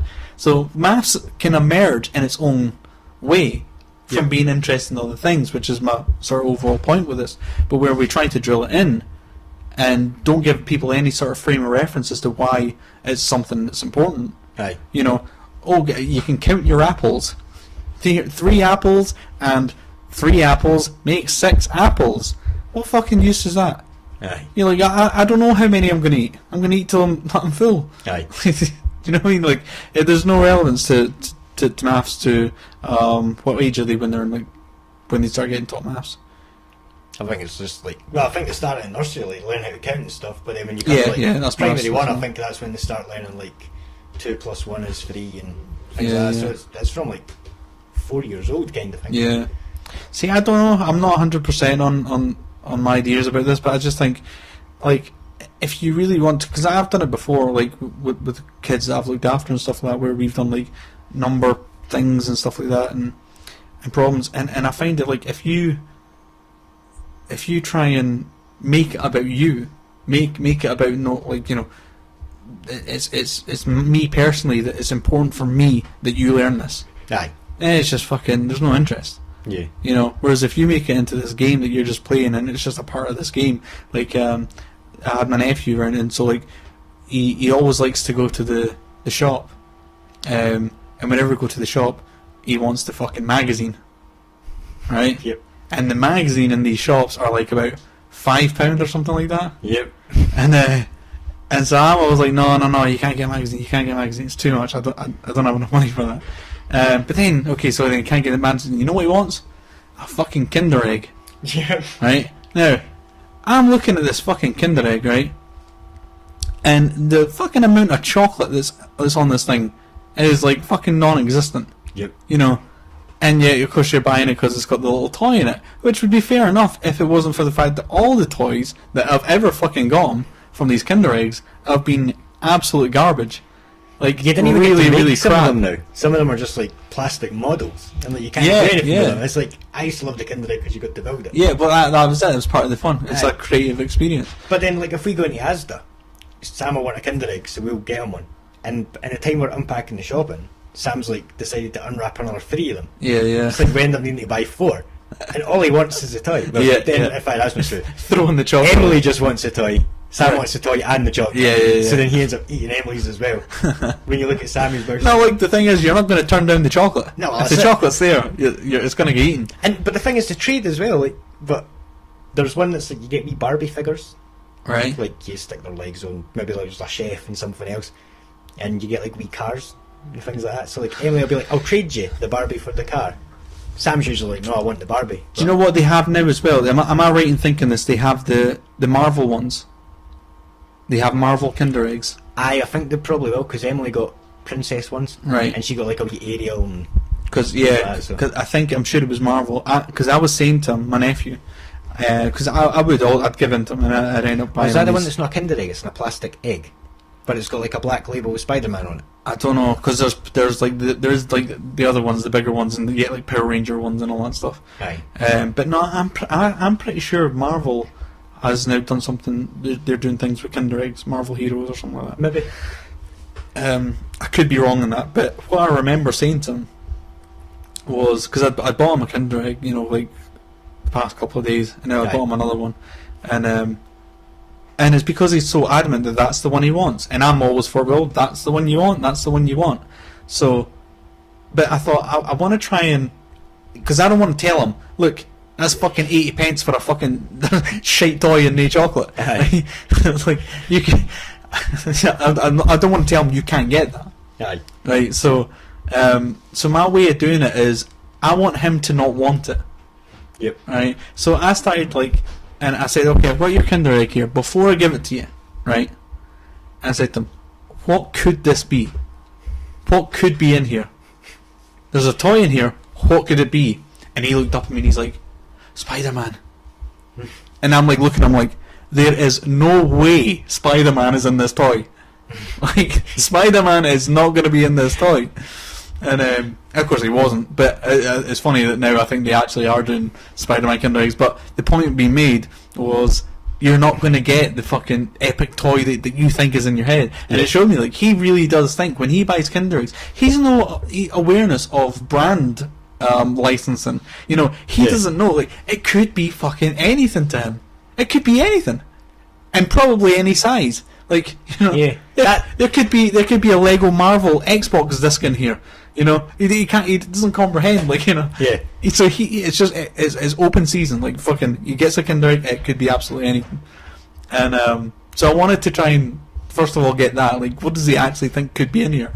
And as I'm saying to him, I bet you, I guarantee you, this will be a rubbish toy, right? And it ended up being what was it? It was some piece of crap. It was this little circly thing with a flyer on the end that you threw up, and it was supposed to fly, but it didn't. You threw it up and it just bombed to the floor. It was terrible, and it was it made out of paper or something. It was just crap. Yeah. And I'm looking at him and I'm like, well, did you like that? Did you like that toy? And he's like, yeah, that's my favourite toy ever. Sam does that, Bengal mine does these foam gliders you used to get. Yeah. That apparently you still get, that had wee propellers on them. Mm-hmm. Ben got loads of them the other day, so all the kids were getting them. So Ben is throwing his down the hall and all the different kinds, and he's trying to make them do the loops. Emily's throwing hers and trying to catch it. Sam's picking them all up and just snapping them in two. And he's like, mine. And he snapped them in two. Why are you laughing? He would snap them in two though, and then you'll give him a row, and he would just be like, ha ha. And we're just I was laughing at that mine comment, that's mine, children fucking, that's funny. That is what he does, it's mine. Yeah, it's mine, so I'm going to break it. If you it. want, I'm going to snap it too, so then it's definitely mine. It's if it's yours, why the fuck are you ruining it? Aye. That's alright then, now you've got 4 fucking broken plates. Aye. I don't know, they're garbage, they're fucking shit toys. And so what my way of doing it was because I want him to not want the toy, rather than me telling him he can't have it. So I did that whole thing with him to try and tell him, it's a rubbish toy, isn't it? He didn't care though. He was the thing, right? The next day, he wants another Kinder Egg. We're at the shop. He wants another one. And I said, but what happened yesterday? What toy did you get? And he's like, can't remember. And I'm like, you can't even remember? What toy did you get? Remember, we're in my house, what toy? And then he's thinking, he's like, the thing that you throw up. And I was like, yeah, the thing that you throw up. And I was like, but remember what you thought it could have been? Remember you thought it was going to be Spider-Man? Yep. I'm like, it wasn't, was it? No, you can't even remember what it was. It was that rubbish. And so I was like, are you sure you want one? And he's like, yeah. I'm like, right, okay. If you want one, we'll get one. So I get another one. And what was it? Yeah. So I did the whole thing with them again, and I said, I said to him, what, do you still think that this could be Spider-Man? Do you still think this could be a really great toy, or is it going to be another rubbish toy? And he's like, no, it's going to be a really great one. And I was like, all right, open up. I'm preparing up for disappointment, So he opens it up, and it's a jigsaw. It's this little 4-piece jigsaw. Cardboard jigsaw, yeah. Bends all over the place. In fact, it may be more than 4 pieces, but yeah, this little cardboard jigsaw. You can't even put it together though, because all the bits are folded, so when you put it down it doesn't lie flat. Oh yeah? You can't even clip the bits in, because your jigsaw ends up looking like this. Yeah. Well, we didn't even get that far, because he saw it, and I was like, what is it? And he's like, don't know, and then put it off to the side. And I was like, wait a minute, you were so excited about it, what is it? And he's like, looking at it, he goes, oh, it's a jigsaw. And then puts it down and runs away. And I'm like, you're not even going to build it, no? But I think it started sinking in. Okay, well, it's not Spider-Man. Oh yeah, it's a jigsaw. But he started thinking. So then I was saying to him, so was that a good toy? And he's like, no. It's like, alright, okay, so now he sort of understands the chances of it is going to be a rubbish toy. I'm getting told as well that there are Marvel Kinder Eggs. That is the boy version of the princess one. Yeah. I was sure I'd seen them. Yeah. But as I said, this whole conversation I had with him, this took place before they started doing this promotion thing, which is a kick in the teeth to me now, because now he fucking will get Spider-Man, and he'll go, "Oh, Uncle Sam was wrong." I got Spider-Man. Yeah. It's cost you £17. But of course, so then I slightly turned him off to the Kinder Egg idea, and of course, when you're going to the shop as well, he doesn't say, "Can I get a toy?" He says, "Can I get a sweetie?" Aye. So it's played off as being he wants a sweetie, but here's he goes for the Kinder Egg because he knows he's getting the toy. So I thought, right, I'm going to put this to the test again, right? And I bought, I spent about £1. No, I spent about £2 on sweets. You big spender, you. No, what I did was I bought spoiling him that day. No, I bought a Kinder Egg, which was about 80 pence, right? And then I bought 80 pence worth of other sweets. Aye. So it would be like like a mix-up. Not necessarily mix-up, but it was like the little sweets you get, like a drumstick, a lollipop. Alright, like a fresh one stuff. Aye. Yeah. Blackjacks. And not that small, but like a chomp. I'd get a chomp, So I had all these fucking sweets from him. And then so we decided we're playing shops, right? So then I was teaching him I was like, okay, this is all your money, right? And I said to him, okay, you remember we were up at the shops, I bought all these sweets? And I said, okay, none of them are yours. They're all mine, right? But I said, but I'm going to let you buy them off me, right? So terrible teaching about the fucking monetary system. But I was like, yeah, I'm going to let you buy them off me. And you have, and I think the Kinder Egg was like 80 pence. I think that's how much they are, isn't it? Something like that. And so I gave him 89 pence or something. Right? So if he bought the Kinder Egg, he couldn't buy anything else. Aye. But if he put the Kinder Egg off to the side, he's got enough money to buy everything else. Aye. So this is what I wanted to show him. So, but I was letting him kind of do it his own way. So he'd buy it. He'd I want a chomp, right? That's 10 pence. He'd count them out, 10 pence. I want that one. Okay, well that's 5 pence or whatever. Counts that. The Kinder Egg. I want the Kinder Egg. And then it's like, okay, well this is how much, and it was all pennies. So he's having to count out all the pennies, to see if he's got enough for the Kinder Egg. And of course he didn't. So then he's like, I'll put the chomp back. Right? So alright, put the chomp back. Then he's counting out all his pennies again. Because obviously he's young, he takes a while to count them all out.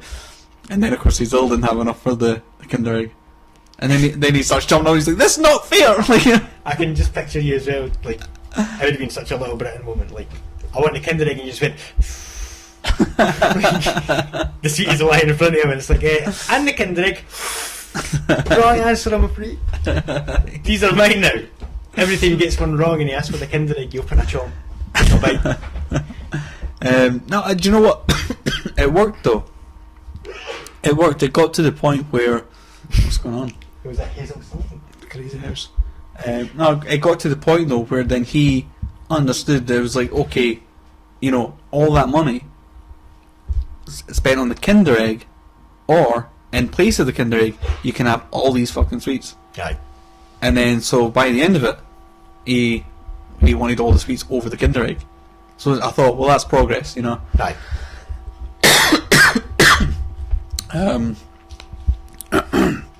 Jesus, I think I need another drink.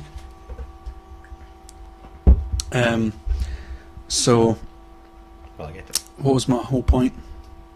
Did I finish my point? Oh, someone said something. Magazines. No, I mean he wasn't getting the magazines anyway. I think he still likes the magazines. He still wants the magazines because there's no it's not like, oh well, I can have this chocolate and this crap toy or these chocolates. It was just magazines almost like a fucking separate thing. So he still asked for the magazines.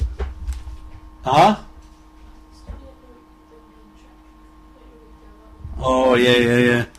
So, what you doing? Making juice. Making juice. All right, okay. I'll say this story loud so that you can can hear me. So yeah, I was taking him to the shop, and he wanted a magazine. Again, I won't buy him magazines. I think they're absolute fucking waste of money. Of course, he can't even really read at this point, so it's not like a magazine he's going to fucking read the thing. It's just purely because what they do with these magazines is they attach a little toy to it. I won't go into that. But so what happened was I ended up saying to him, you don't want a magazine because they're just trying to trick you. What they do is, do you know that little plastic toy? They only put that on there so that you'll buy the magazine. And I said to him, but when the last time you got a magazine? And he said, I got a magazine, however, a couple of weeks ago. And I said, alright, and have you read it? And he's like, no, not read it yet. And I was like, see? That's the trick. They tricked you into buying this magazine by putting this toy on the front of it. Yeah. But the toy doesn't cost as much as the magazine. So you end up spending more money on having to buy the magazine for the toy. But I was like, but you don't even like the magazine, do you?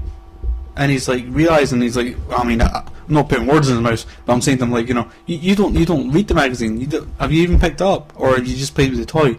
He's like, no, I just played with the toy. And I was like, so you don't even read the magazine? See, it happens just Emily and Sam play with the magazines, and then the magazine gets ripped to pieces. Yeah. Or when you try and even get the toy off, you rip the front cover. And they didn't care. And that's usually like, Emily's like, oh, my magazine, so she get a tantrum for that. Yeah. Then she gets the toy, loses it. Well, so I'd sort of said to them, see, they're just trying to trick you, right? And then we go into the shop, and I started regretting that I'd said that. He went right up to the woman behind the counter in the shop. He pointed at her and he's like, you tricked me! I was like, oh no! Oh dear. And then I was just kind of like, oh shit, what did I say? Like, this is so awkward. And then, but then she goes, she obviously knew him from having been in with other people, and she's like, what do you mean I tricked you? And he goes, with that magazine. And then, but she just, the person behind the counter just said, oh, well, I didn't mean to trick you. So she just went along with it. So I was like, thank fuck. I don't have to, like, what does he mean I've tricked him? What's this accusation I'm getting here? Fucking hell, you can't say anything to kids like, I can't mind. Emily's had a few good embarrassing ones, but there was one we were in Asda one day, and I can't think what this was. I can't think if the woman had a false eye or something. Oh no, she didn't. She was talking to us, and her teeth, like her gums, were quite long, so you could see her gums when she was talking to us, as well as her teeth. It's like she's talking to us, and I think she sees someone to Emily as well. I'll just say that I'm putting the Skype on just if there is anyone wanting to. Well, there's a few people online. Anybody wants to call in? Yeah, we're into the last 40 minutes, so go ahead. Sorry. I know. So Emily, like,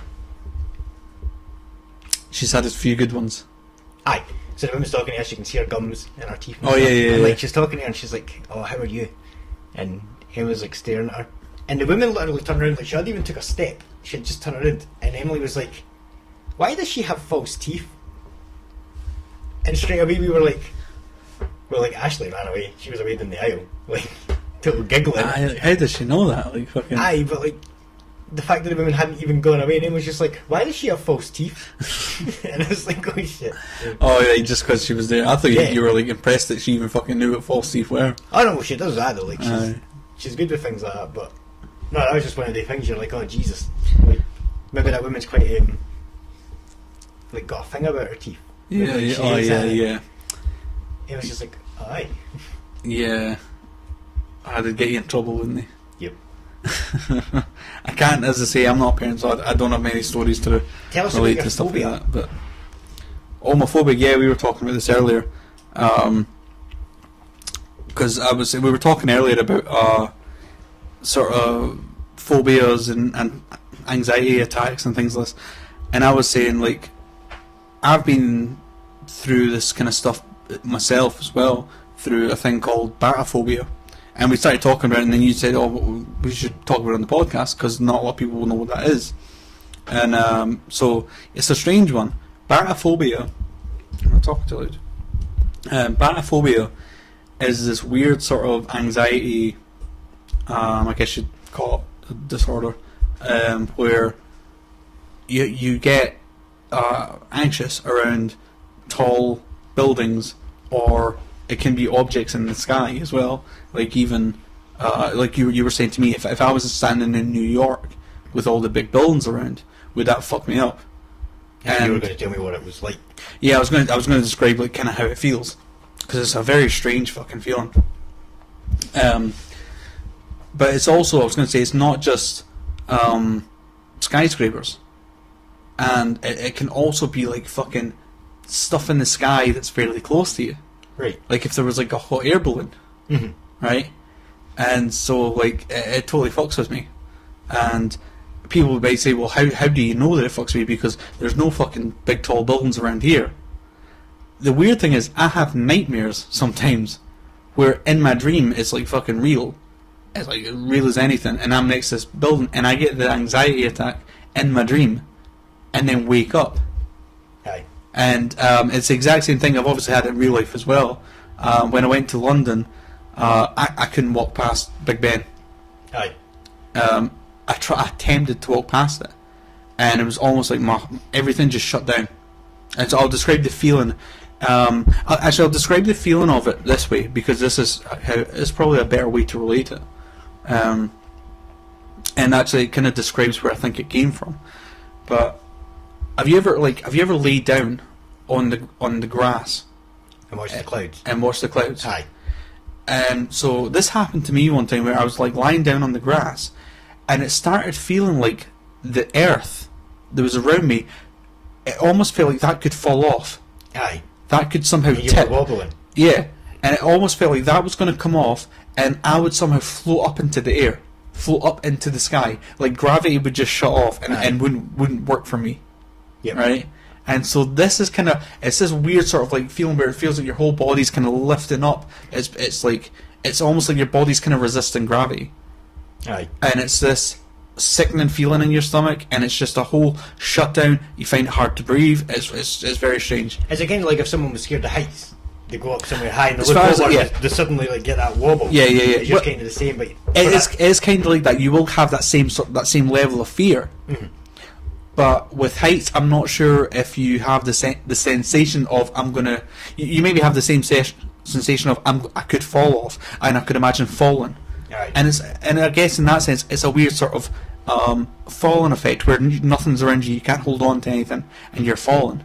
It's like that, except for me with the baclophobia thing, it feels like I'm falling upward. Yeah. It feels like I'm about to fall up into the sky, and it's a fucking strange thing. And so I've got a couple of ideas of like where it comes from with like my whole psychology, because I'm a sort of big believer in conditioning and everything's environmental, and there are reasons why we're not born with like phobias, at least, we're not born with things like that. So I can actually trace back why I think that is that I feel like this.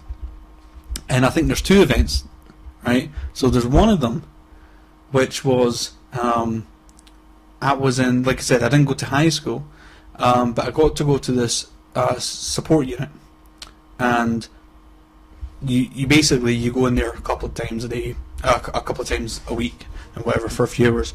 But they had a thing where they would take, because it was all about trying to help, it wasn't really about education, it was trying to help social skills and all that kind of stuff. So they had a thing where they were going to take a bunch of kids to the Lake District. Right. And so luckily one of the kids cancelled at the last minute, and someone suggested me. So I got to go. So I was like, yay! I got woken up at like fucking 7 o'clock in the morning and like asked, do you want to go? If the answer is yes, you need to get ready right fucking now. So I was like, okay, I'll go. And before I knew it, I was still half awake. I'm sitting in this fucking van going down to Lake District.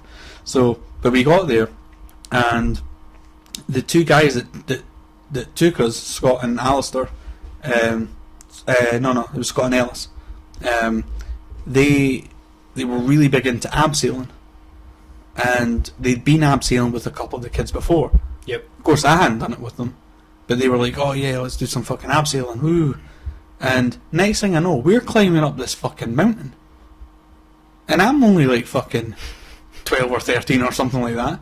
and I'm climbing up this fucking mountain. And I remember just thinking like, what the fuck am I doing? And like hyperventilating and like really fucking freaking out.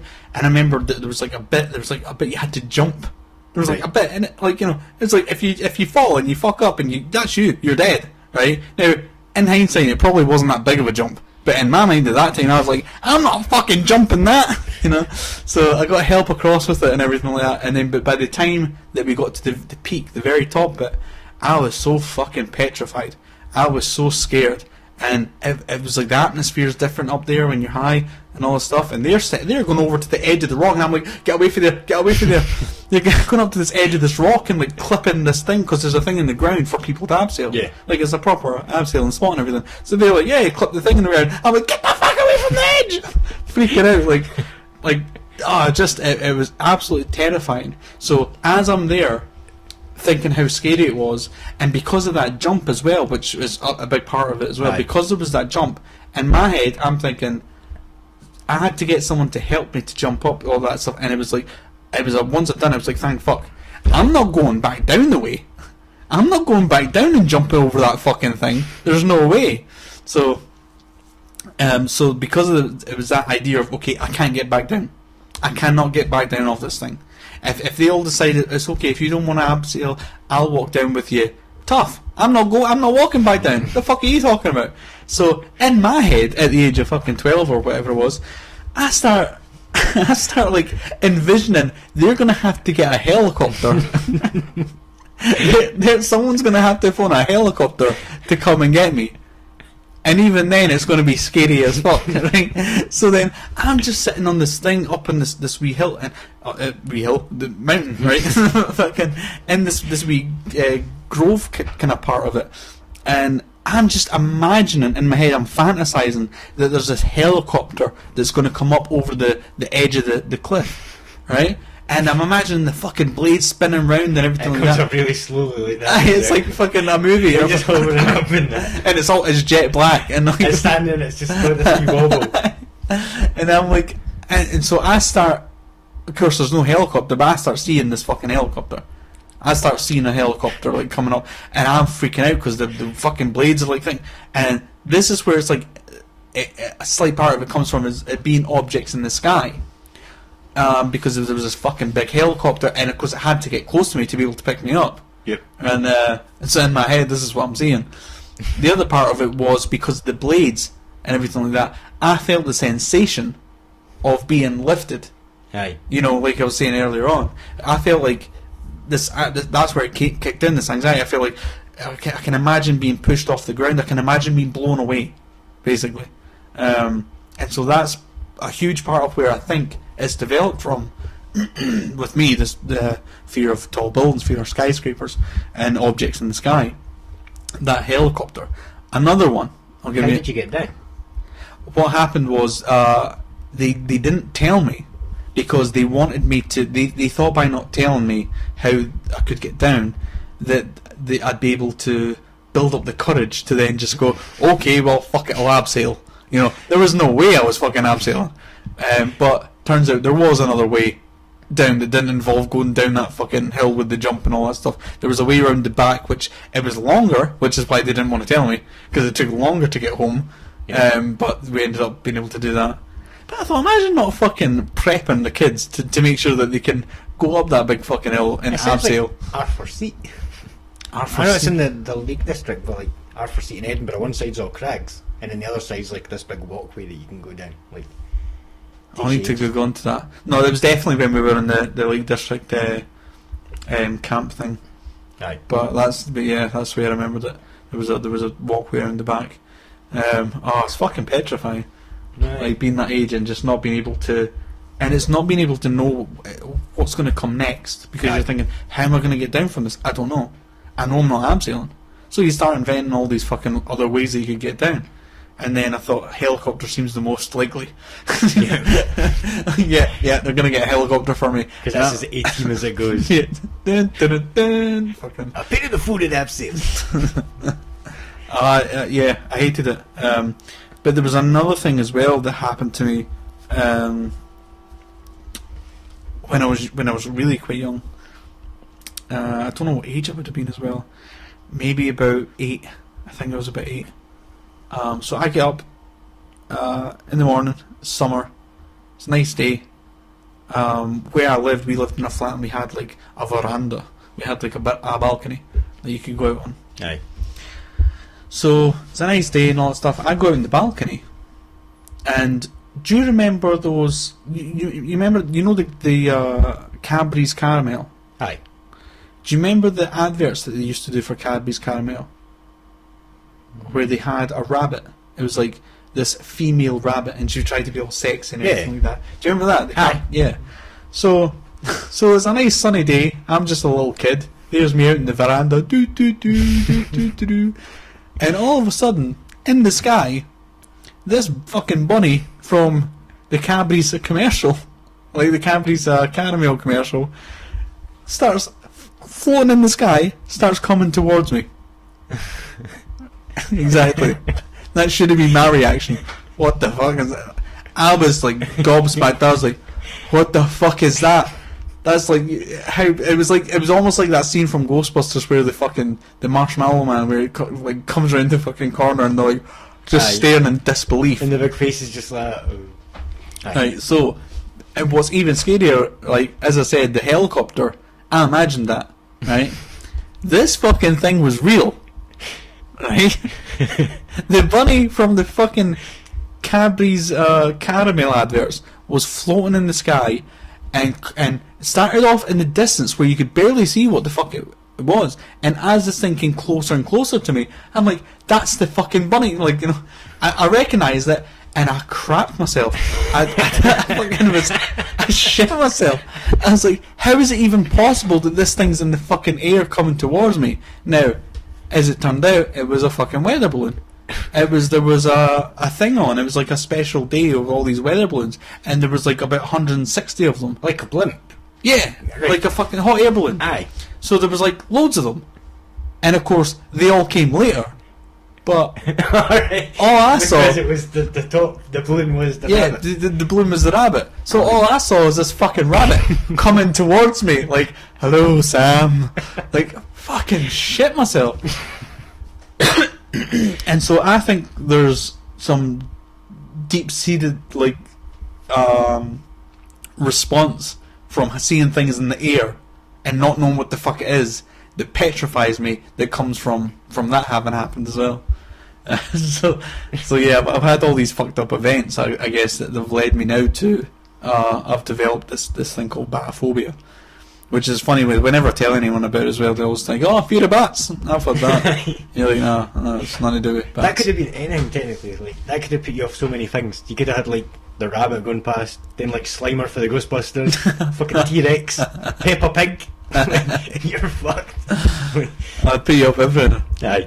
You'd literally have nothing to watch. Like, I mean, if I had first seen like a balloon, a normal shaped balloon, I'd have gone, "Oh, a weather balloon," and then I'd have say, "Oh, the bunny one, cool."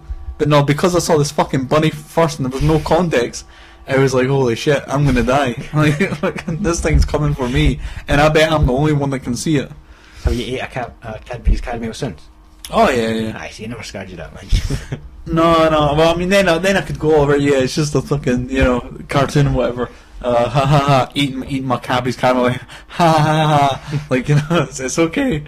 But then, whenever I see something in the fucking, and this happens in my dreams, I'll have fucking dreams where I'll see blimps and things that are close to me, and it fucking petrifies me. Like, Yeah. And it's weird. It's not even like it scares me on a level of, oh, I'm frightened that it might do something. Aye. I don't mean like that. I mean, it's like my body goes into shutdown. Yep. And it's like I can't fucking do anything. I'm struggling to breathe. It's like this anxiety attack, and it's like it's got nothing to do with me.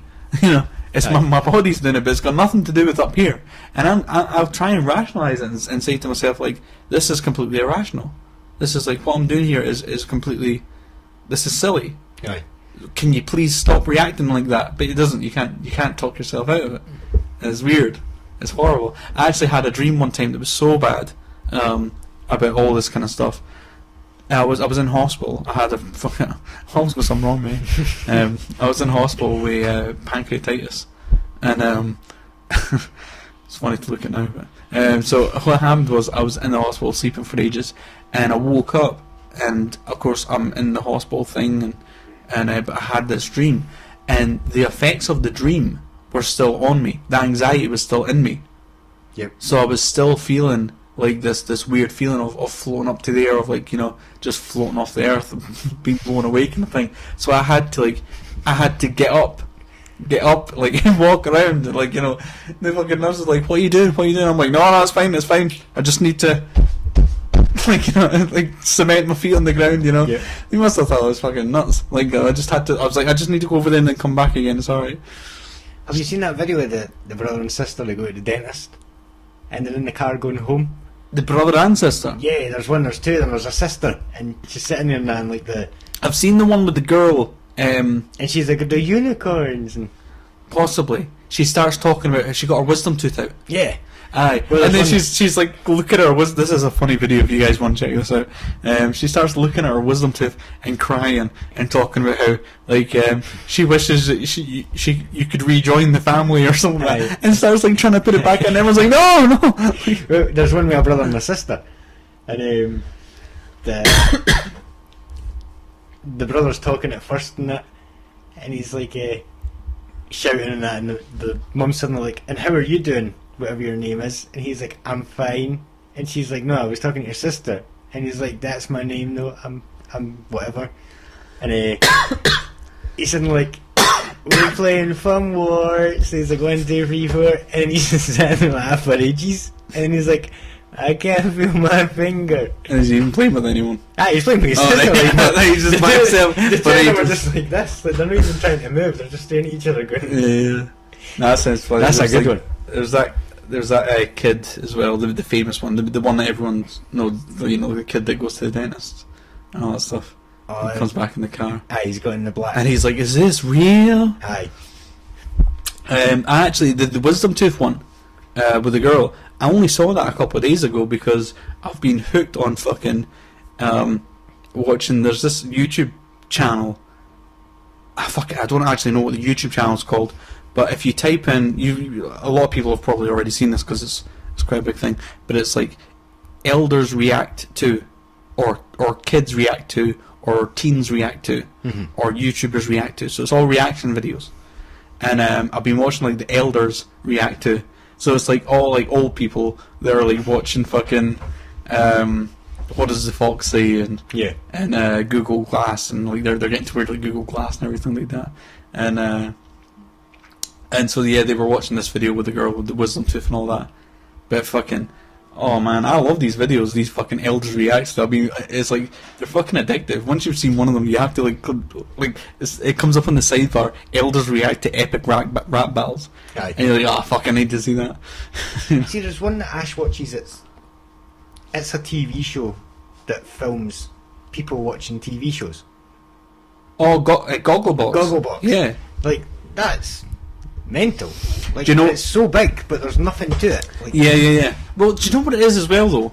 Because it's the same thing with Big Brother, and people make fun of it because it's like you're watching people, you know, you're people watching people. Yeah, there's irony there. Yeah. It's no, but like you are actually learning something about social dynamics. Yep. And it sounds ridiculous to say because Big Brother's been on for so many years, and it's fucking. There's a lot of the same formulaic stuff that goes on, you know, even the way Big Brother, you know, organises the show and all that. So you probably won't be able to watch to learn too much from it if you've already been watching it all the years. But you still are witnessing like the way that people interact with each other, and when you sort of see people act the way that you act, it's like it lets you know, oh right, okay, I'm not a fucking weirdo then.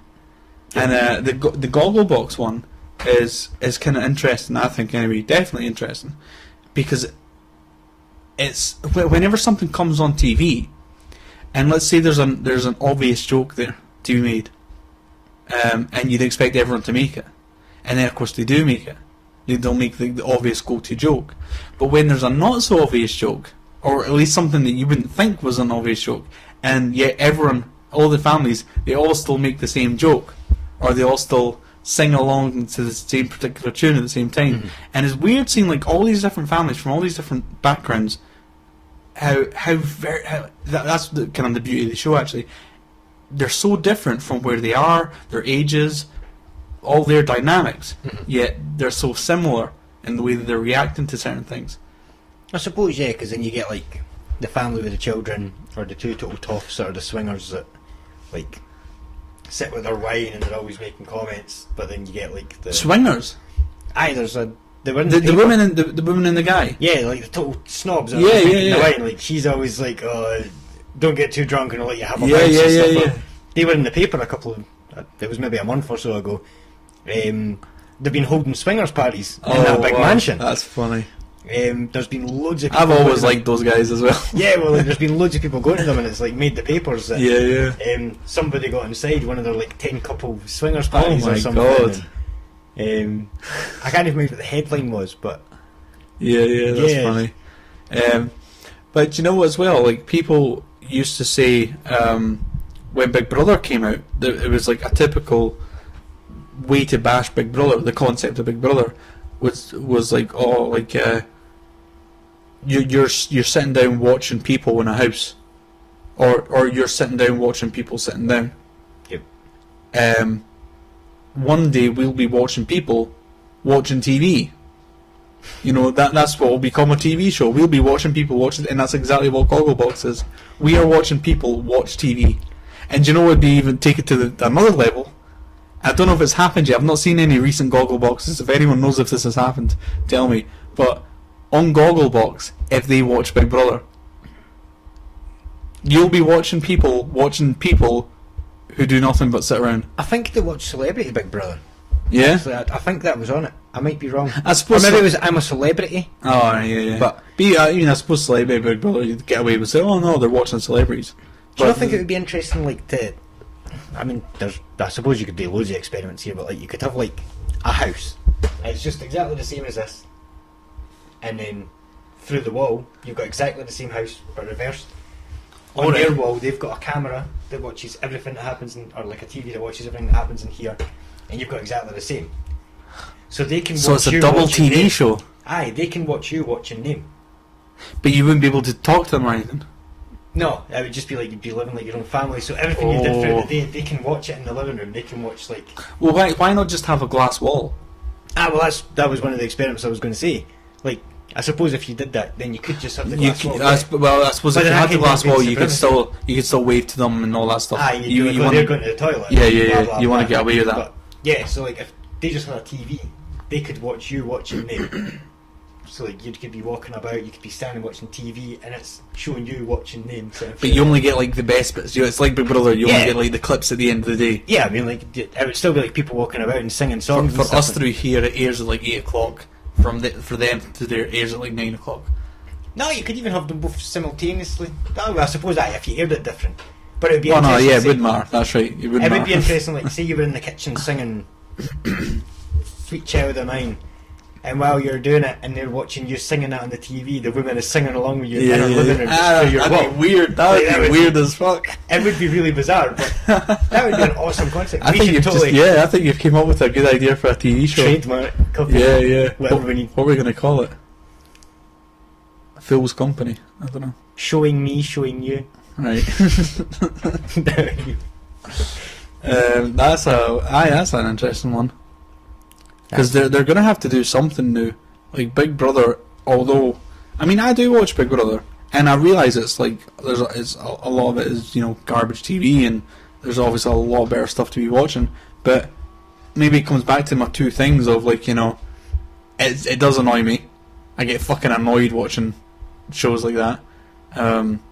But also, it's not just it's fiction or whatever. It's these are real people. This is how people really do act in these situations. See, and although there is like this idea that maybe they're all just actors and all that stuff, but as far as I can tell, it's just.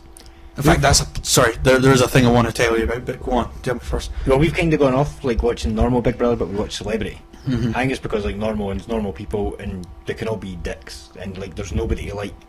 But with the celebrity one, you know the people you like because they're already going in. So yeah, it's yeah, interesting to see how they change and like they Yeah. become much different to who you thought they were. And like there's maybe people that you despised, but by the time it's finished, you're like, you know, they weren't so bad. Yeah, I think that's maybe another reason as well why I like Big Brother, because it is like you can't help but judge people. Yeah. When they go into the house, you judge them on the first day that you see them. Yeah. To whether or not would I get on with this person, would I like this person. You make a judgment. I mean, we And make then- a judgment from the videotape.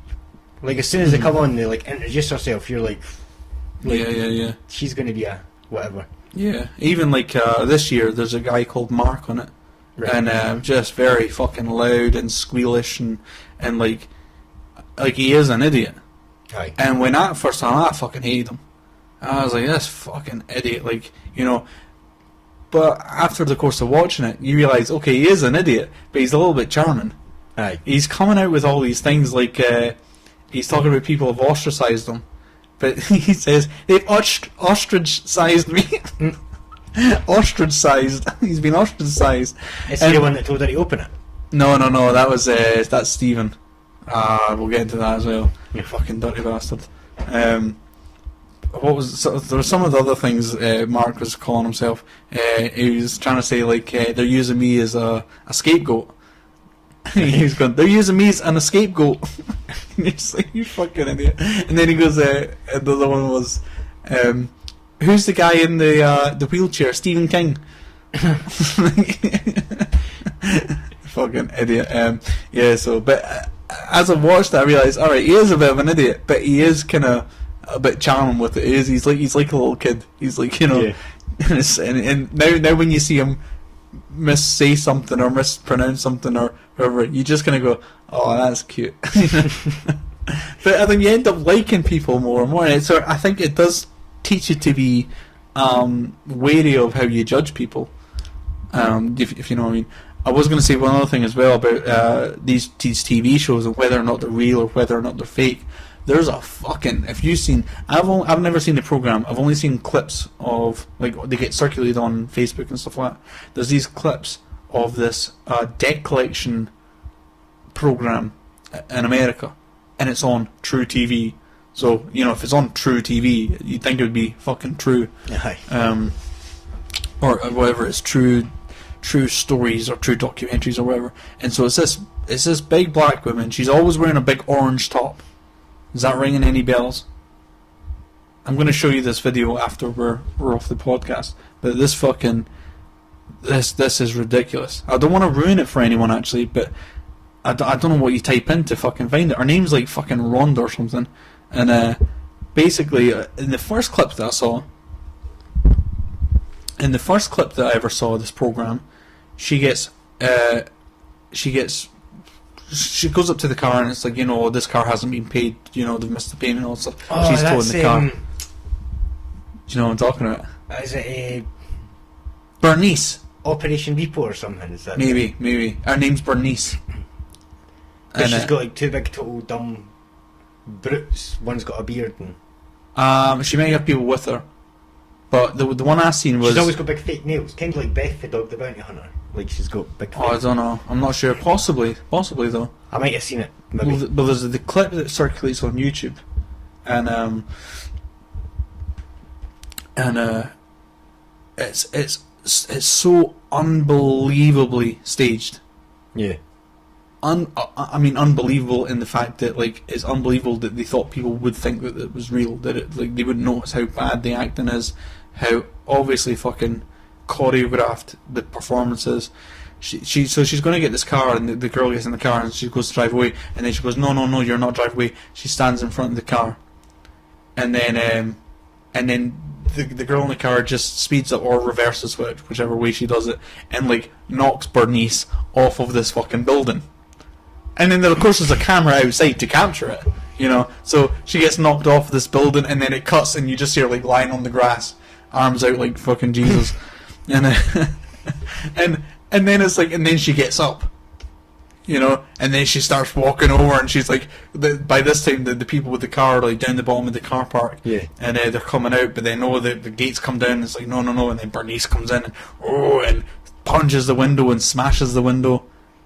And it's like, this is getting labelled as true TV. Like, they want to pretend that this actually happened. And of course, she's got a limp, and the fucking wee guy that's with her is freaking out. He's like, Bernice! Bernice! He's like, you shouldn't be walking. Oh my god, we gotta get you to a hospital. And she's like, man, I ain't got no health care. Like, you know, and it's absolutely fucking staged. Yeah. But people fucking share this, and people think that it's real. I've seen people that think that it's real. And it fucking drives me nuts. There was another one with Bernice, where this is the newest one that's circulating on the internet, where she goes to tow. Oh yeah, so she must not be just a debt collector. I think it must be to do with cars, because in both of them she's towing something. I Or trying think to tow something. I'm sure it's called Operation Repo or Yeah, something yeah. like that. So in this one, a police officer comes up and tells her to put the car down, obviously mistaking her for not. She's obviously not a repo person or whatever. The police officer just thinks that she's trying to steal this car, supposedly. And so she's like, man, I work for this place and all this stuff. And so then the police officer puts the handcuffs on her, right? And starts shouting at her, and it's like, look how outrageous this police officer is. But then Bernice notices, wait a minute here, this guy doesn't have a badge number. This guy looks like he's in a fake uniform. And then she realizes that he's not a real cop. He's a guy dressed up as a cop. And it's like, really? Do people actually believe that this goes on in the world? And so then Bernice, with her hands handcuffed behind the back, snaps the handcuffs. And then proceeds to beat the shit out of the fake cop, right? And it's like, there's no way in any fucking reality that this is real life, you know? Yeah. There's no way this is real. And it's on fucking True TV. And so I'm like, am I the idiot? Am I just like, is this supposed to be fake? Do people know that this is fake? And I'm the idiot because I'm thinking that people are thinking that it's real? But no, I think people do think that it's real. I've spoke to people that think it's real. And so, I don't know. What do you think of that? I mean, you've seen this program. If it's the same one, Yeah. I I've think seen it is. bits of it. Yeah. Yeah. I've not watched the whole thing, but That's fucking dire, It isn't sounds- it? aye. It's And then kind of people- like, what was that one called with Derek Acora and Yvette Fielding? Most Haunted. Most haunted, yeah. Like, I used to love watching it when I was younger because at the time you always thought, oh, this is quite interesting. Then as you got older and you realise like Derek Acora is like a bigger fraud than Yeah. Probably People not. argue with you though. People, I bet you there's still people to this day swear by fucking Derek Acora. yeah. Yeah, I'd love to go and see him actually. It's Imagine funny there was actually because I went to see Darryl O'Brien last year in Edinburgh, and it was filmed for DVD. It was called Crack Dealer, and there's a bit where he talks about every time he goes to a venue, he likes to open the guest book and see Right. who's like appeared. And there's a woman that's like a psychic that is quite famous. It's not Yvette Fielding, but someone else, and she is goes, it that Sally person? aye, Sally Morgan. Yeah. Is that her? I think so. Yeah, is it the celebrity, the psychic to the stars or something she's called? Might be. I can't honestly remember, but Okay. every time he goes somewhere, he checks the guest book, and like she's always played all of these venues, and like he was like, I read through the book and I'll leave a nice little comment like it was lovely, never ever been here before, and then like she leaves her wee comment, and he's like, her comments are always the same, like no matter where she goes, and it Oh right, but it's like. yeah, It's like written like, oh, it was like as if it was a unique comment. Aye, as if it was like kind of oh, it's so good to be here. This is one of the one places that I will definitely come back. aye, And then it's just in every single one. She's like, and it's like he had some pun at the end about it, about like why it's ironic that she writes whatever, and but I just thought like, imagine she saw that and like then on another tour date like wrote something else like Tim, and they started exchanging messages. that'd be bizarre. I had a strange theory the other night as well. This is totally changing it. We've only got like a minute. Oh right, But tell do you know how Rolf Harris has just been jailed? Uh-huh. Right. Well, I thought he's got that little strange-looking beard, Right. and I started thinking maybe back in the days, because if you think about it, Gary Glitter had that strange little beard. Like they all kind of had the same kind of look. Maybe back in the day that was their trademark that let them know that in their own little world. Ah, it was like the secret handshake. Yeah, like What about Jimmy Savile though? He didn't have the beard, did he? nah, he just looked like a dirty old man though. He was a rogue. He Aye. did his own thing. That was it. I kind of actually think if he did at one point, I don't think so. I think it was just had the beard and the big What do you cigar. think of that quickly as well? Rolf Harris only getting however my mum was 4 telling me years, like 9 months or something. yeah, she wasn't happy with this. But he She might said- get out in 3. Yeah. But it was something to do with the evidence. He couldn't use 2 of the girls because one was an alcoholic and one was something else. Yeah, but so- apparently it's working out. He's getting about 2 months, or I may be wrong on this, but it's working out about 2 months for every charge. Yeah. So every fucking attack on underage girls is you're getting 2 months for Yeah. that. I don't know. I mean, but then again, I mean, I don't know to what extent jails and that stuff are really the best deterrent anyway. You know. Oh, we're gonna have to end it there though. We that's 2 hours in, and as you know, I'm a fucking time Nazi. Yep. Paul wasn't able to make it today. Had to work. It was outside of his own fucking thing. So, Ryan Green, thank you so much for coming in and helping me out It was here. an honour again. This was going to be a fucking nightmare of a podcast if it was just going to be me sitting talking by myself. That'd have been weird. Because I won't let this podcast down. Run around the table to answer yourself. If it ever becomes an episode where I can't get anyone else on, and if Paul is again not able to make it, I will actually sit and do a podcast fucking by myself. I'll sit and read out just shit on YouTube. I'll go through YouTube comments and just fucking talk for 2 hours. So yeah, this podcast will always be on 2 hours every week on Wednesday, 9 PM to 11. Be sure to go to our Facebook page and all that kind of stuff, and subscribe to us and all that, whatever it is that you have to do to become a fan these days. I don't know what it is. Okay. So I guess I'll end it there. Sure. Thanks, Ryan. And Thanks, Sam. thanks very Thanks for much. everyone. Thanks for everyone. Ha You got it right. I fucking got it wrong there. I'm usually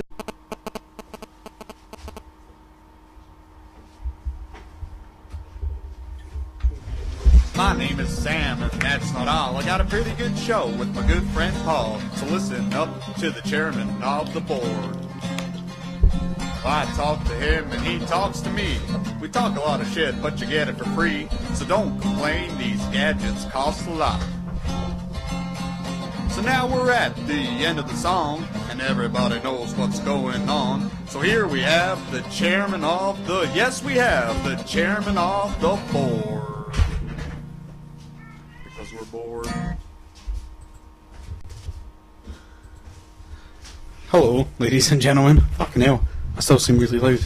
It does. I've had to put these in the wrong. Sorry, give me 2 seconds, folks. Hey, that is my one.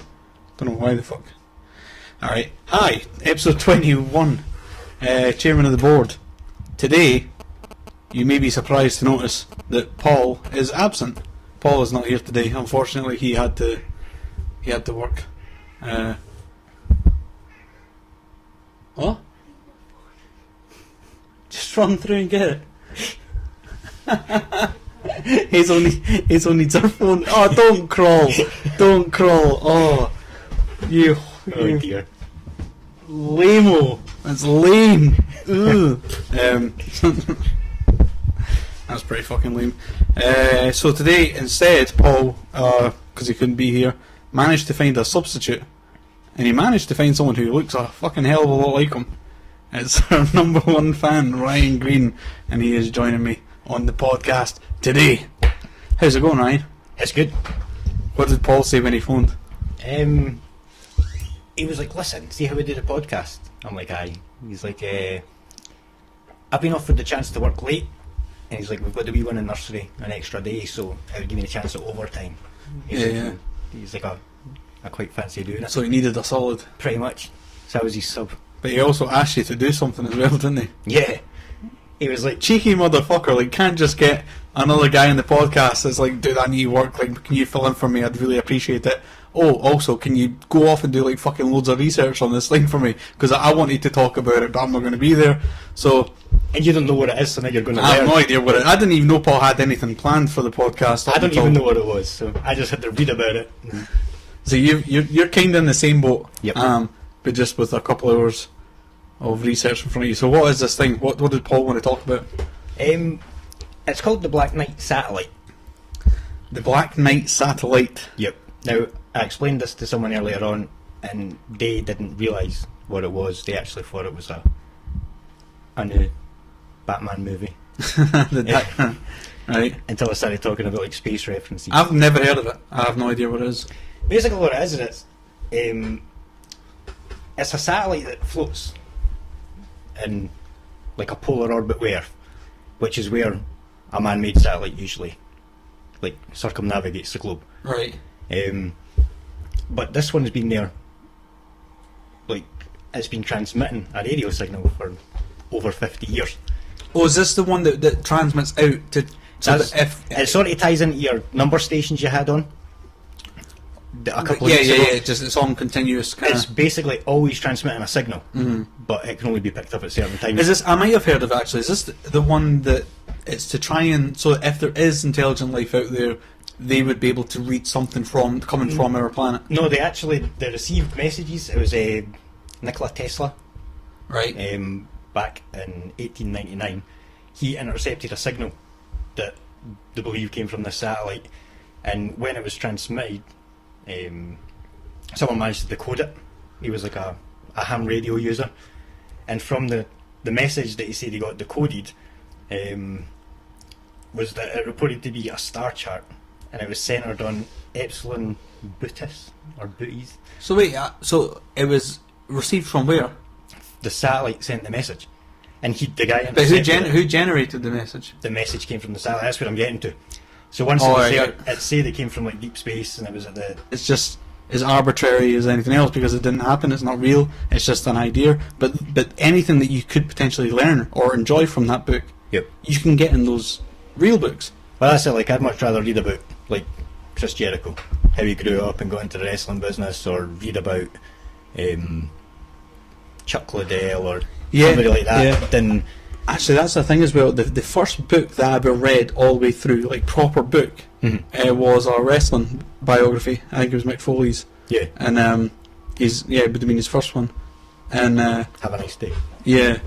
And it's weird that because like I was never into books as well. Yeah, it's just like I tried to read True Blood, like the books. Ash has read them all, and like we like the TV show, and I started trying to read them, but see, this is where I'd make the exception, though, right? The reading was too stubborn, kind of thing. So like it put me off. I couldn't get into it.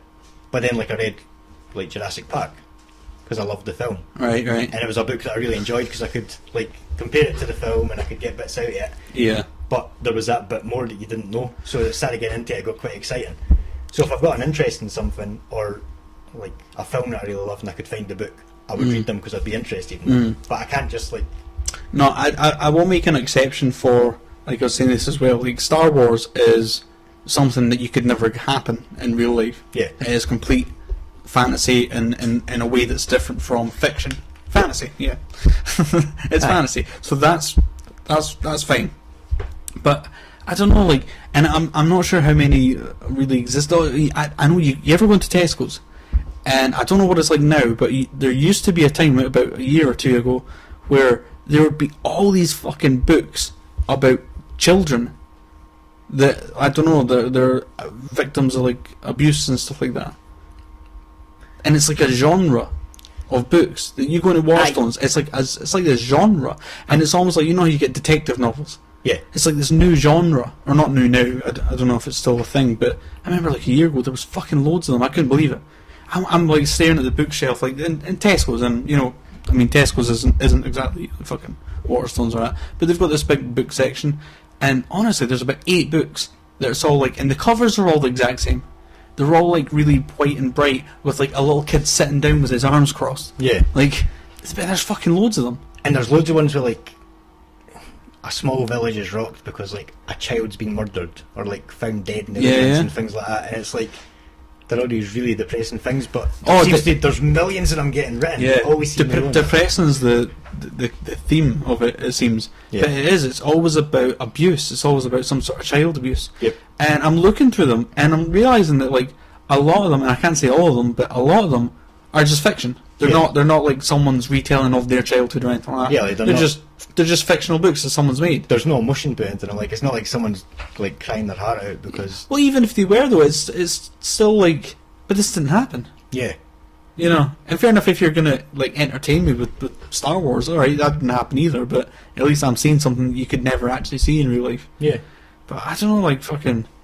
Do you know what I mean? Like, these fucking books, these sadist fucking books, fucking loads of them, and they're just absolutely invented. But it's the same thing as well. I was going to say, for like, it doesn't have to be necessarily a child abuse fucking book, but like you get all these rom-coms and sort of like in the book genres, these love stories and stuff like that. Yeah. And I don't know. I just think it's almost like a waste of time reading them. I think a little bit. And I mean, like I Love You Man, that kind of film, like. Yeah, like the yeah. It's meant to have its funny bits, but it's also meant to be like the great romance story, like. Yeah, no, I get it. It's like, you know, they're putting an idea in your head, and I suppose if it's a new idea that's never been told anywhere else, then fair enough. But I just think if you've got this structure of, like, you know, having characters and having all the plot setups and getting emotionally involved with each of the characters in their own way and all that stuff, you can have that with fucking real life stories. Like, how many books would there be on fucking World War II that you haven't read, that I haven't read? Well, exactly. Like, what? I wouldn't waste my time on something that's just completely entertainment and nothing can be really as bigger than the surface of Earth. Yeah. Now, you think about the fucking size of everything, and I don't know about the way that it scales outward. It could be like fucking 3 or 4 or 5, however many times bigger than Earth, just because of the way that it scales. But because I'm going to get this wrong, and the guy's going to take the piss out of me, but the sun is kind of like our magnet, so it's the gravitational pull of the galaxy. So everything is like, in the sun's vicinity. Yeah. Mm-hmm. So like they stay where they are because of the gravitational pull. So we get an atmosphere because of. I'm totally wrong, but no. But I'm thinking, is there not, like, because all the satellites they'll sort of, in a sense, gravitate around our planet. Yeah, like. When we sent it over to Mars, we knew how to do it, but in order to do it, we had to circle the moon. Sorry, we had to circle the sun so many times, and each time you do it, you change path, but you always stay within. Like a set. That's weird, because like you almost think of it as like. So we had to like go around the sun 3 times. The first time we knew that we could go around wherever it was, and then the second time we knew we could go around Earth, but then the third time we had to go around somewhere, and then thrust boosters in order to pick up the speed that we had to go, and the thruster boosters to slow it down. Because they've managed to predict the trajectory by the way it's going to travel around the sun and the way it's going to come in. They know that the pool's getting bigger, so they know when they can release it. So they actually, it's all just all that numbers, all that fucking data's all there. The computer does it. It just says go there. In fact, the computer probably fucking drives the thing. Yeah, the thrusters and all that as well. It's just weird though to think about how much like shit you could actually get in space. Like all these small space stations. You know, people talk about like space hotels and things like that. And I don't know why. I've always thought in my mind, like, oh yeah, but how many could you really even get there? Yeah. But no, the atmosphere and the radius of it is bound to be bigger than the fucking everything that we've got on Earth. The good thing about it though is, like, I want to say it was a Superman film where he gathers all the nuclear bombs and just throws them up into space, and they just get stuck there and they're floating about. It was like one of the Superman movies or something. Right. Is this the one where he has to fly around the planet? Yeah, because Lois Lane's just been like crushed or something. He's trying to make the Earth spin back in time so that he can get back and save her before it happens. It's like the first ever one, I'm sure. And he does it super fast, and the Earth starts slowly stopping. It changes direction. And it starts rewinding, and once it's done, he gets the car off her, and then when he plays it, he dives in and saves her. Like even in the realm, like Superman and all that, even in the realm of like, right, he can fly, he can do all this stuff, right? We know that's impossible, but it's still fun to watch. But then when he goes and does something like that, for some reason we make fun of it, like as if it's so unrealistic. But then he earns God status technically, because like, well, if you can control time, if you can fucking make the Earth spin in reverse, like that's quite a greater power. Like, Superman, fucking, he's pretty badass. Well, it makes you think like you could throw your rubbish up there, and the good thing is once it's out, in order to come back in, it's got to re-enter the atmosphere, so it's going to burn up. Because if it goes away and manages to come back, like once it's gone around the sun and so on, it's going to come back at us from with a speed. So when the velocity comes in the atmosphere, it's going to burn up anyway. So technically, like, you could dispose of your rubbish. But then that's just like putting it in incineration. Like I was told, thing, isn't it? You're still producing like all the toxic chemicals. Aye, and like I was told, as I know it's ridiculous, as we damage like the atmosphere, it starts to break away, and the way space works, like, you can never repair it. So if the atmosphere keeps disappearing and disintegrating, the whole ozone layer gets bigger. We Aye, can't what actually was stop it there forming. was a thing about the whole ozone layer, and it somehow fixed itself. And Well- there was a theory. There was like this conspiracy theory that it was aliens had come by To give us a and, second and chance. they'd fixed it. They'd somehow, if we Aye. fuck up our atmosphere, it's all right because they're watching over us. I don't buy it, but Well, the way it's been explained is like once it happens and it starts happening, because of the way space works. Like once you're like in gravity and you're like out of the Earth's atmosphere, if you got touched, you would just spin forever. You'd never stop. Like you can't flap your arms and do anything because there's nothing to flap against. yeah, So like once that hole starts forming, doesn't matter if we all stopped using deodorant and driving cars tomorrow. Like that would never ever heal it because it's not able to come back. So it would just keep going and going and going, and eventually it will destroy itself. see, I'd always heard that it. The Epsilon boost star system, but it states that it got there about 13,000 years ago. Right. So the first satellite was put into space in 1960. That was in a polar orbit with Earth, meaning that they all circle the Earth in the same Oh, sort so of cycle. this is like a rogue satellite that Yeah. people have found, and they don't know who. It put doesn't up there. always appear. It's been pictured 3 times. The latest one was in 1998. NASA have released images of it, but their description of what it is always changes. Like it's been space debris, it's been a satellite, it's been something else. Oh, right, I get you. I get you. There was a magazine a couple of years ago, like not a couple of years ago, it was like 1940 odd, published a story about the existence of it. Right. The Pentagon were raging. Like the Pentagon literally said they wanted to keep this secret because it's- they believed it was something else. It's so weird, like with all the fucking stories out there on the internet and all the conspiracy theories about things and things that go back to like 1940 and like all this stuff. Like it's weird that there is still lots of stuff out there that I've never fucking heard of that's been this ongoing whatever you want to call it, conspiracy theory for like years.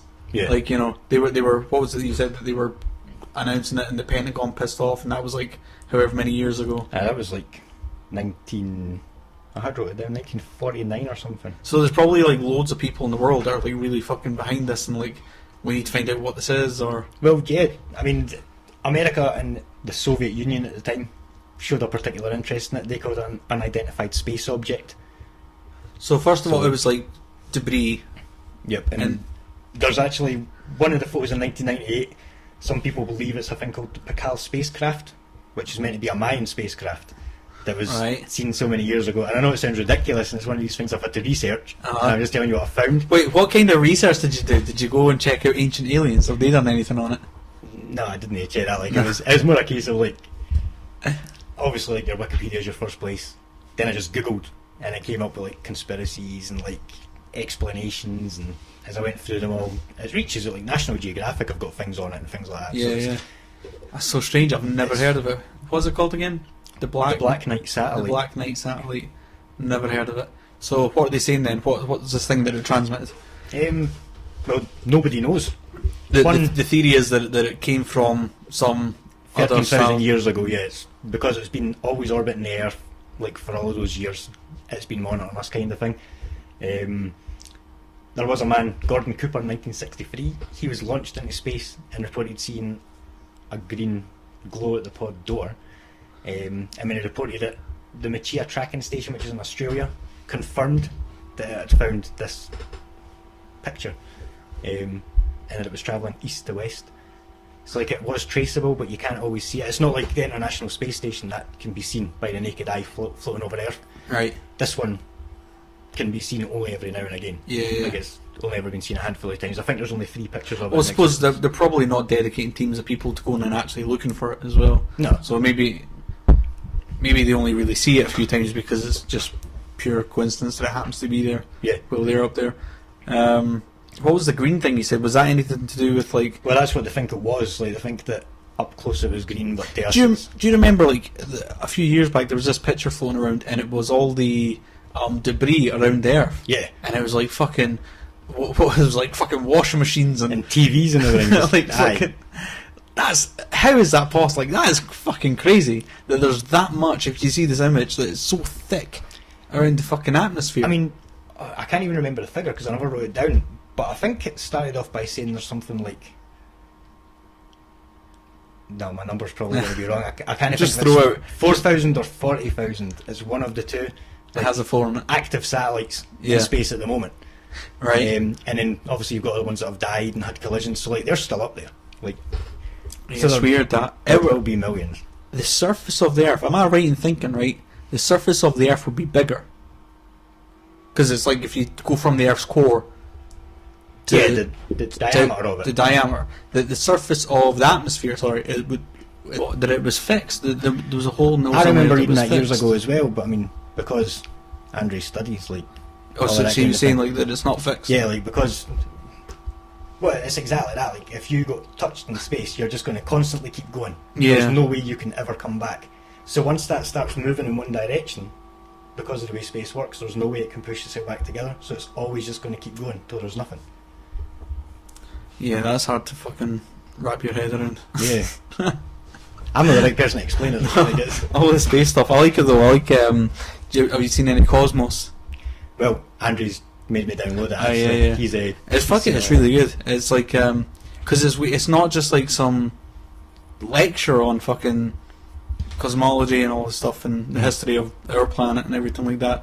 It's not just like some fucking lecture. There's like it's really really really easy to watch. Like you'd almost think kids could watch this. Yeah. Because it's so well presented and it's like they've got like animated stuff. They've got cartoons and stuff. I see. He showed me something, and I seen the wee cartoons and stuff. Aye. It was quite good. Aye, I like it. Because it appeals to children as well. So Yeah. that's obviously. And I think it appeals to me as well because like I never did any of that stuff in school. I mean, I wasn't really in school, and so it's weird because like I never thought I'd be like into all that stuff. That's but, right. I didn't do any of that stuff at school because I was never really at. I was never really at obviously. But yeah, I never thought I'd be like into all that stuff. But now I love that shit. Yeah. Aye. And I tried watching Carl Sagan had the Cosmos program, the original one. Aye. But I remember trying to watch that, and it was kind of like it wasn't just that it was like old footage and all that stuff. Yeah. It was more. I was sort of thinking, how much more do we know now? You know, when this was made, Aye. I don't want to watch this and potentially get the wrong idea about how things work because there might be some wrong stuff in there, you know. So then I thought I'll just wait. I'll watch the Neil deGrasse Tyson one. But that's the thing as well. We need to get this guy, the space doctor. What's his name? Andre. We need to get him on here as well. Help us like work out this stuff. Oh, he's keen. He's keen, so we'll see what we can set up. Yeah, man. So, what else did you? Any more to say on the? So tell me about it. What can we do with it? Well, nothing. We're just kind of monitoring it to see what it's doing because we can't always pick up the signals, and because it's apparently not always visible. Like, So how did they detect that the signal was supposedly from whatever vicinity in the? I think it's maybe on a different frequency, or like because all our satellites are all going to be pretty similar, like so that we can receive them. Yeah, but you still have to work out like with the time that it's travelled and all that stuff. I don't understand it. Like, even if we were to legitimately receive a signal from an alien planet, Yep. how the fuck would we know? How could we measure it in a way that like, oh no, this is legit, as opposed to like, oh no, this is just fucking Larry, like Yeah. you know, pranking us. Aye. I don't know why I did a motion like that, but See, I don't know. Because I only had a couple of hours to sort of research it. Like, it sounds cool, but it doesn't give you time to really think. Like, yeah. So what? Like, okay, this was Paul's subject. He wanted to talk about it and all that stuff. But like, if Paul hadn't said to you and you like came across this thing, do you think it's something you would have been interested in? I would have shown an interest. I might have like wanted to know more, but it would have been one of those things where I wouldn't have. Like, I'd rather study somebody's life and like learn all about what they've done throughout the years. And I had this conversation earlier on today about like I was talking about like how I don't really like watching reading like books that are fiction based, and I think it's now because like I sort of realise that there's so much real stuff that's happened in the world, and there'll be so many books that are like based off of those events, that real names, all as much as they can be the real story. Yep. So why would you spend your time reading fiction that Yeah. you know, and you might get a good story out of it, but at the end of the day,